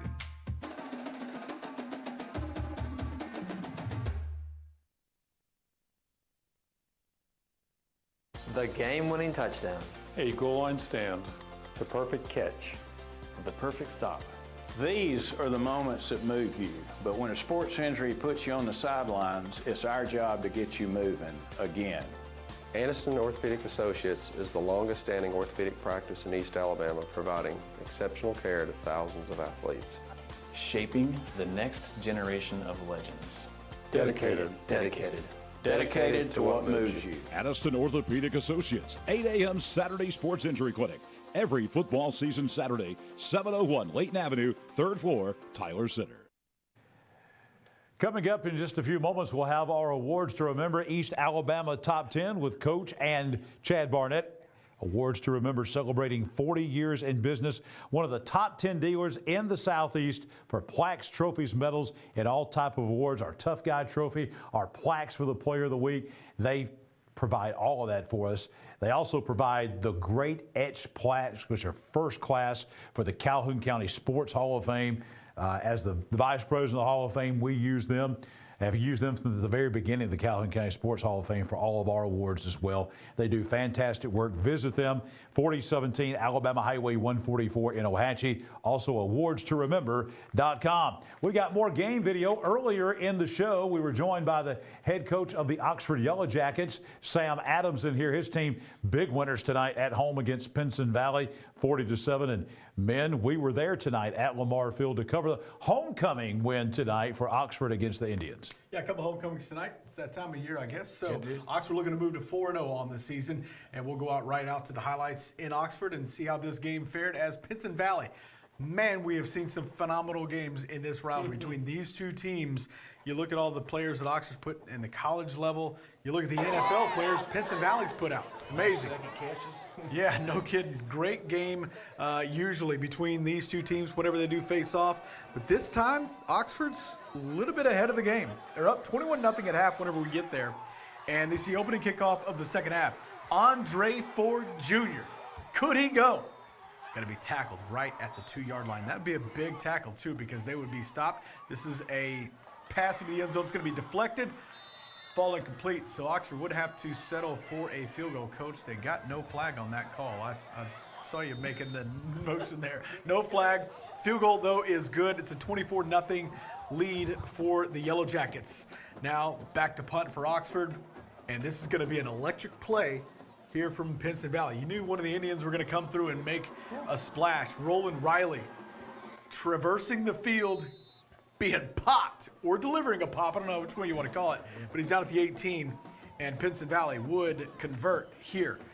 DeRico Freeman connecting with Marcus Thomas for the touchdown, puts Pinson Valley on the board for the first time for their first 7 of the night. Coach Adams looking on. Yellow Jackets offense. Caleb Wynn. Could he go to the house? He will not be caught in time. Scores for the Yellow Jackets. They take a 31-7 lead, a commanding lead over this in this rivalry. Pinson Valley on offense and the Oxford defense going to be all in his kitchen. Cannot get away from the defenders. That's going to be a grounding in the end zone. That counts for how many points, Coach? 2. That's a safety. 33-7 now. He got the fingers up. Oxford back on offense now. Mims is going to connect with Jalen Taylor, just picking it up off the turf. Nice catch there, or so they say. Very next play, Mims to Taylor. This one a no-doubter. Definitely a catch, definitely a touchdown. Oxford with a commanding lead again, and they would go to roll over their rival. This is, man, you go back a couple years ago, you never thought you'd see the score. Big win tonight over Pinson Valley, 40-7. Things changing in Class 6A Region 6. One of those changes, we talked with Coach Adams about it earlier, is Mountain Brook came into this region this year, and next week, a top 10 matchup, number 5 Oxford, number 8 Mountain Brook at Mountain Brook next week. This is going to go a long way to deciding the pecking order in that region when all is said and done. I got to see, because I haven't been able to go to the games because I can't get this thing wet, so I've been able to watch a lot of games at home, and I got to see Mountain Brook and Hueytown play a couple weeks ago. And that was a back and forth barn burner, both good football teams. Mountain Brook was able to find and gut out a win with a field goal in the last second. That's a good football team. You won't find a better coached football team than when you play Mountain Brook. Yeah, Coach phenomenal. Yeager does a great job. Actually, one of his assistants played for me, Brad Aisley, which is Coach Aisley Mumford's brother. Yeah. And he coaches there now. And just that is a very difficult place to play at. Everybody's going to be sitting on one side, and they got that monstrous jumbotron. Mountain Brook, good. Jumbotron. Pisgah, good. Jumbotron. But what you don't understand is Mountain Brook's prestigious people that give a lot of money sit over there on that side underneath that jumbotron in their own chairs. Yeah, and there's Coosa Christian's got a Jumbotron this year. They're They do. good. Pisgah. Is it a prerequisite? Well, like tents last year, all those good teams had tents. This year, all these good teams have And they're Jumbotrons. raising money to put one in Cleveland County, too. All right, fair enough. Fair enough. Guys, last Saturday, I had the unique privilege of going down to USA Softball of Alabama. They had an event in Oxford, down at Oxford Lake. And last Saturday afternoon, they had a 9-11 tournament, and they did a really neat thing that they asked me to come and MC. And they had a lot of the young girls. These were 8 and under, 10 and under, 12 and under young ladies from all over the state of Alabama, brought their heroes, folks that had been veterans of military service or maybe first responders working in the medical field or law enforcement. They're heroes, and we recognized them during a break in the action. So USA Softball of Alabama did a really great job. Didn't have to do that, but they did that as part of their tournament last Saturday down in Oxford. And they've got coming up September 20th through 22nd in Birmingham, the Heart of Dixie College Exposure. This is a free college camp they'll be having on the 20th in Birmingham. That's next Friday. So they've got a big weekend coming up in Birmingham, the Heart of Dixie College Exposure. Here's what you do. You go to usasoftballofalabama.com. That's usasoftballofalabama.com and find out all the information about all the great events that they have coming up. They're bringing you our scoreboard here every Friday night, which has been very, very busy tonight. Coming up, we've got our East Alabama Top 10. We've got more extra points, and we've got our Team of the Week, all still to come. The Calhoun County Commission, made up of Terry Howell, Danny Shears, Fred Wilson, Carolyn Henderson, and Lee Patterson, ask you to take a look at what Calhoun County has to offer. Beautiful parks, neighborhoods, recreational facilities, historic sites, and museums. Our citizens enjoy a high quality of life and strongly support the arts. If you are considering expanding or starting a new business, take a look at what Calhoun County has to offer. You'll be glad you did. At Farmers and Merchants Bank, we're showing off our school spirit with our newly designed vertical Spirit debit cards. Now, these are customized with your favorite school's logo, and half of every Spirit card purchased goes toward your school. So, show off your colors and support your local school with the F&M Spirit Debit Card. You can learn more at fnm.bank. Member FDIC.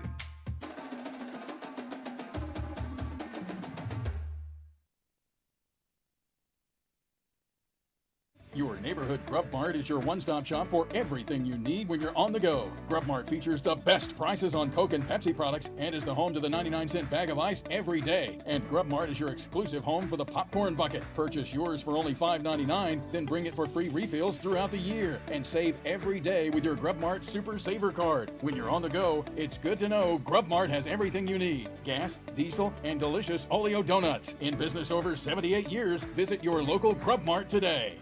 I can't imagine life without Gwen, but we came dangerously close. I was having chest pains. Luckily, there was a hospital nearby that quickly discovered one of her arteries was 100% blocked. A hospital with life-saving technology and the latest in cardiac treatment, with an experienced team of doctors and nurses focused on fixing Gwen's heart. What hospital had all of that? It was all right here at RMC. What does it mean to be a community bank? At Noble Bank and Trust, it means you're more than an account number, you're a valued member of our community. Whether it's checking, savings, a loan, mortgage, or line of credit, Noble Bank and Trust meets all your banking needs with exceptional technology customized just for you while making you feel right at home. Make the switch to Noble Bank and Trust, and we will make sure you're taken care of from beginning to end. Noble Bank and Trust, member FDIC, equal housing lender. Tailgate season is here, and tailgate with a new Team 1 Chevy. With every test drive, you have the chance to win a new Team 1 Chevy tailgate package. With 1.9% financing and up to $10,000 discounts on all Silverados. Take a test drive with a chance to win a new tailgate package. Save big with Team 1 Chevy and be a winner. Remember, Team 1 Chevy, home of the best people, the best service, period.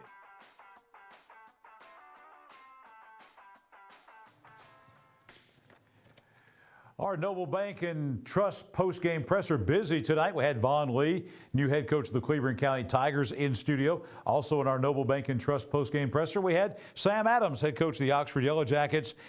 This is a community bank at Noble Bank. Community owned. What's that mean? Well, it means that you are a person, you're a face, you're a name when you walk into one of their branches.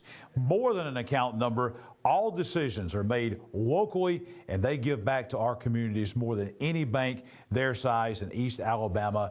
They handle it all right here locally in East Alabama, Noble Bank and Trust. Jon Holder back with you, along with Coach Michael Short and Chad Barnett. It is that time of night for our awards to remember. East Alabama Top 10. Had a lot of action tonight, but really not much changes in our East Alabama Top 10. Let's jump in and start talking about it right now. Number 10, Anniston Bulldogs. Dicey at one point, 12-10 game, but they answered the bell and went on to win big over Alexandria in our Judd Edwards State Farm Insurance Game of the Week. Number 9, Gadsden City. As I understand, they were getting on the bus to go to McCalla, and McAdory called and said, we're canceling the game. The band was too. Yeah, and it cost about $10,000, as I understand it, to move that band at Gadsden City. Save them $10,000. Save them, so, yeah. Whatever the pizza cost. Yeah. So Gadsden City basically had an open date. Now, number 8 in our East Alabama Top 10, Cherokee County tonight.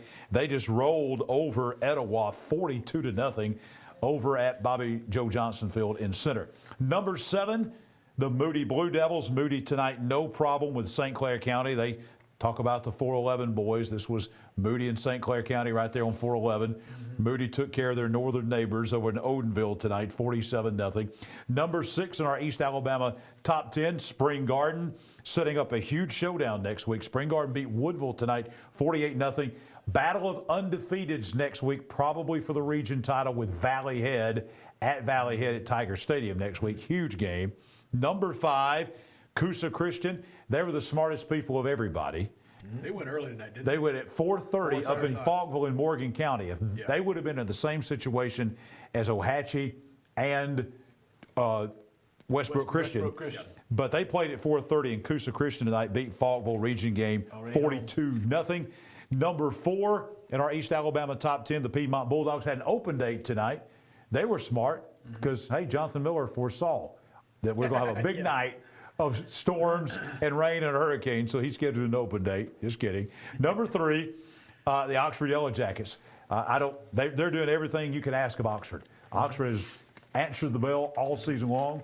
Central Carrollton, Moody, Shades Valley, Pinson Valley tonight, undefeated. Number 2, Wadley took care of business tonight against Donahoe at home, 56-6.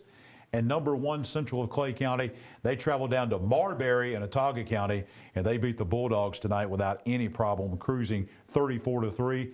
Guys, that's a lot of good football teams right there. It is. A lot of good football teams. I think we're talking about, as far as my point on these top 10 that I'm interested in, we talked about in the break, Anniston and Hokes Bluff. Should be a good one next week. Probably the first game I'm going to catch this year in person. It's going to be at Lot Mosby. It's going to be at Lot Mosby Stadium, so it's right down the road. Should be a real fun matchup to watch. Yeah, I'm interested to keep watching Cherokee County, their scores tonight. You know, they lost their quarterback second year in a row. Hated for the Tittle kid that got hurt. Played next week with it, but if it did happen, it happened. There's never a good time after an injury. But it's happened early enough in the season that they got time to get adjusted to their new quarterback. Yep. I'd just be interested to watch him the rest of the year and just see how that goes from Did we there. find out why this game got canceled? What did McAdory called and said, I guess because the weather's bad, we think it's going to be bad weather, so y'all don't come. And again, as far as we know. that was canceled. It's just like it didn't happen. Yeah. So they're not getting any points off that. So it's interesting at the end of the year to watch and see if anybody needs a tiebreaker, what they're going to do. That's a good point. It's basically going to turn into an open day for both Gadsden City and McAdory. Guys, last point here before we go to break and then come back and announce our team of the week. If we had an 11, I think it might be Hokes Bluff. Oh, a very close 11. Yeah. You almost say 10A and 10B. Yeah. And we'll next find week, out whether Anniston keeps the 10 spot. It could flip-flop. Unless good. Anniston's got something to say about it. Going to be a great game next week out here at Lot Mosby Stadium. I think that might be possibly our Judd Edwards State Farm Insurance game of the week. Might be Hokes Bluff and Anniston coming up this week. That'll go a long way in deciding the pecking order in Class 4A Region 6. Hey, our Ted's Floors and Beyond Team of the Week announcement is coming up. Who's getting the T-shirts, the TED shirts, the Anniston Orthopedics score shirts, and the awards to remember Tough Guy Trophy? We're going to find out next.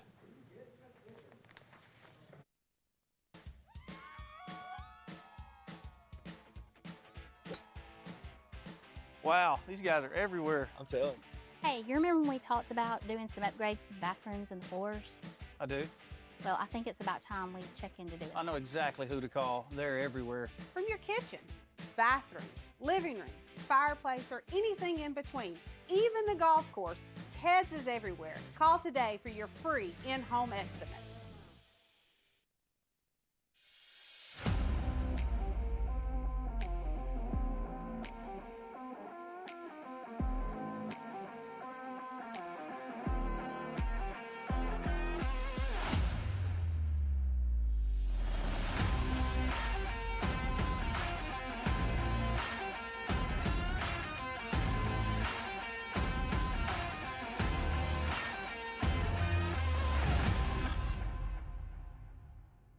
The game-winning touchdown. A goal line stand. The perfect catch. The perfect stop. These are the moments that move you, but when a sports injury puts you on the sidelines, it's our job to get you moving again. Anniston Orthopedic Associates is the longest-standing orthopedic practice in East Alabama, providing exceptional care to thousands of athletes. Shaping the next generation of legends. Dedicated. Dedicated to what moves you. Anniston Orthopedic Associates, 8 a.m. Saturday Sports Injury Clinic. Every football season Saturday, 701 Layton Avenue, 3rd floor, Tyler Center. McClellan Sports and Outdoors, locally owned and operated since 2008. We offer embroidery, sublimation, and screen printing, and we stock a large selection of team equipment. We have a large showroom with tons of gear and shoes to get you and your family ready for your next activity. Adidas, Under Armour, Maui Gym, Evo Shield, Wilson, and more. We are located in the heart of Calhoun County, here to serve our region with all your athletic needs.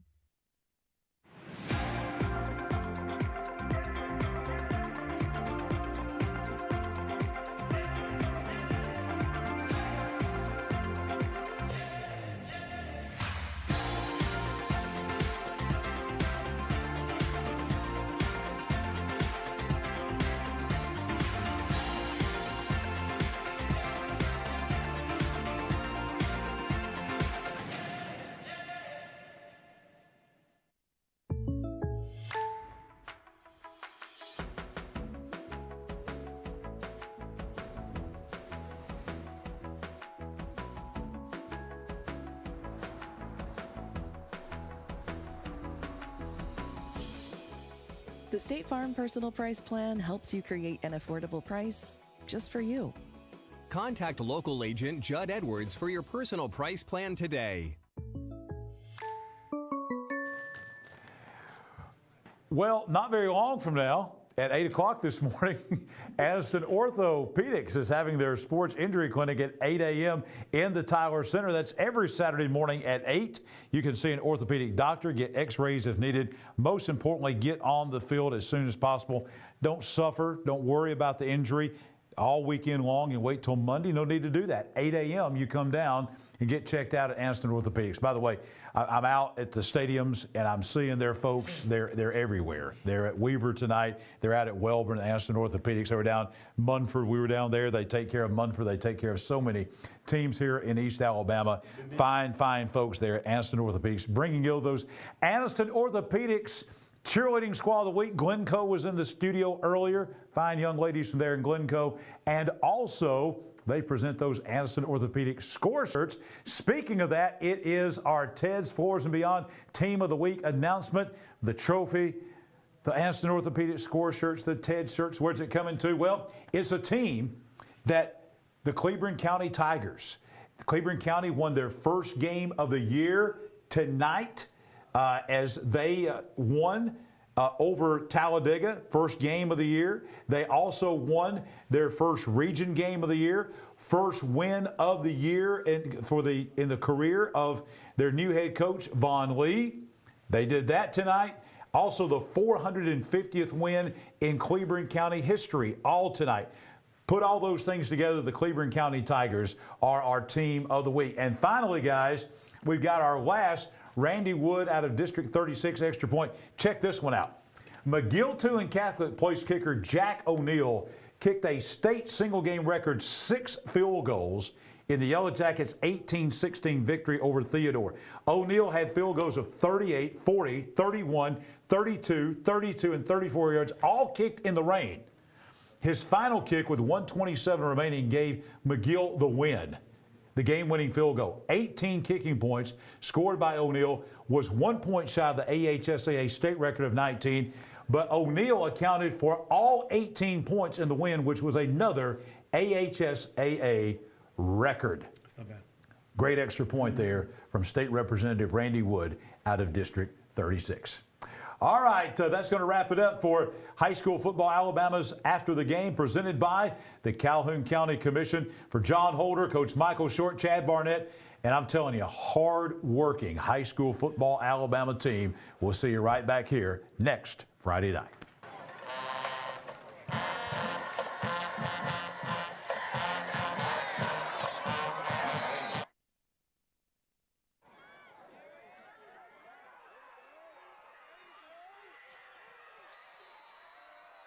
After the Game is a production of Fairfax Garden Media.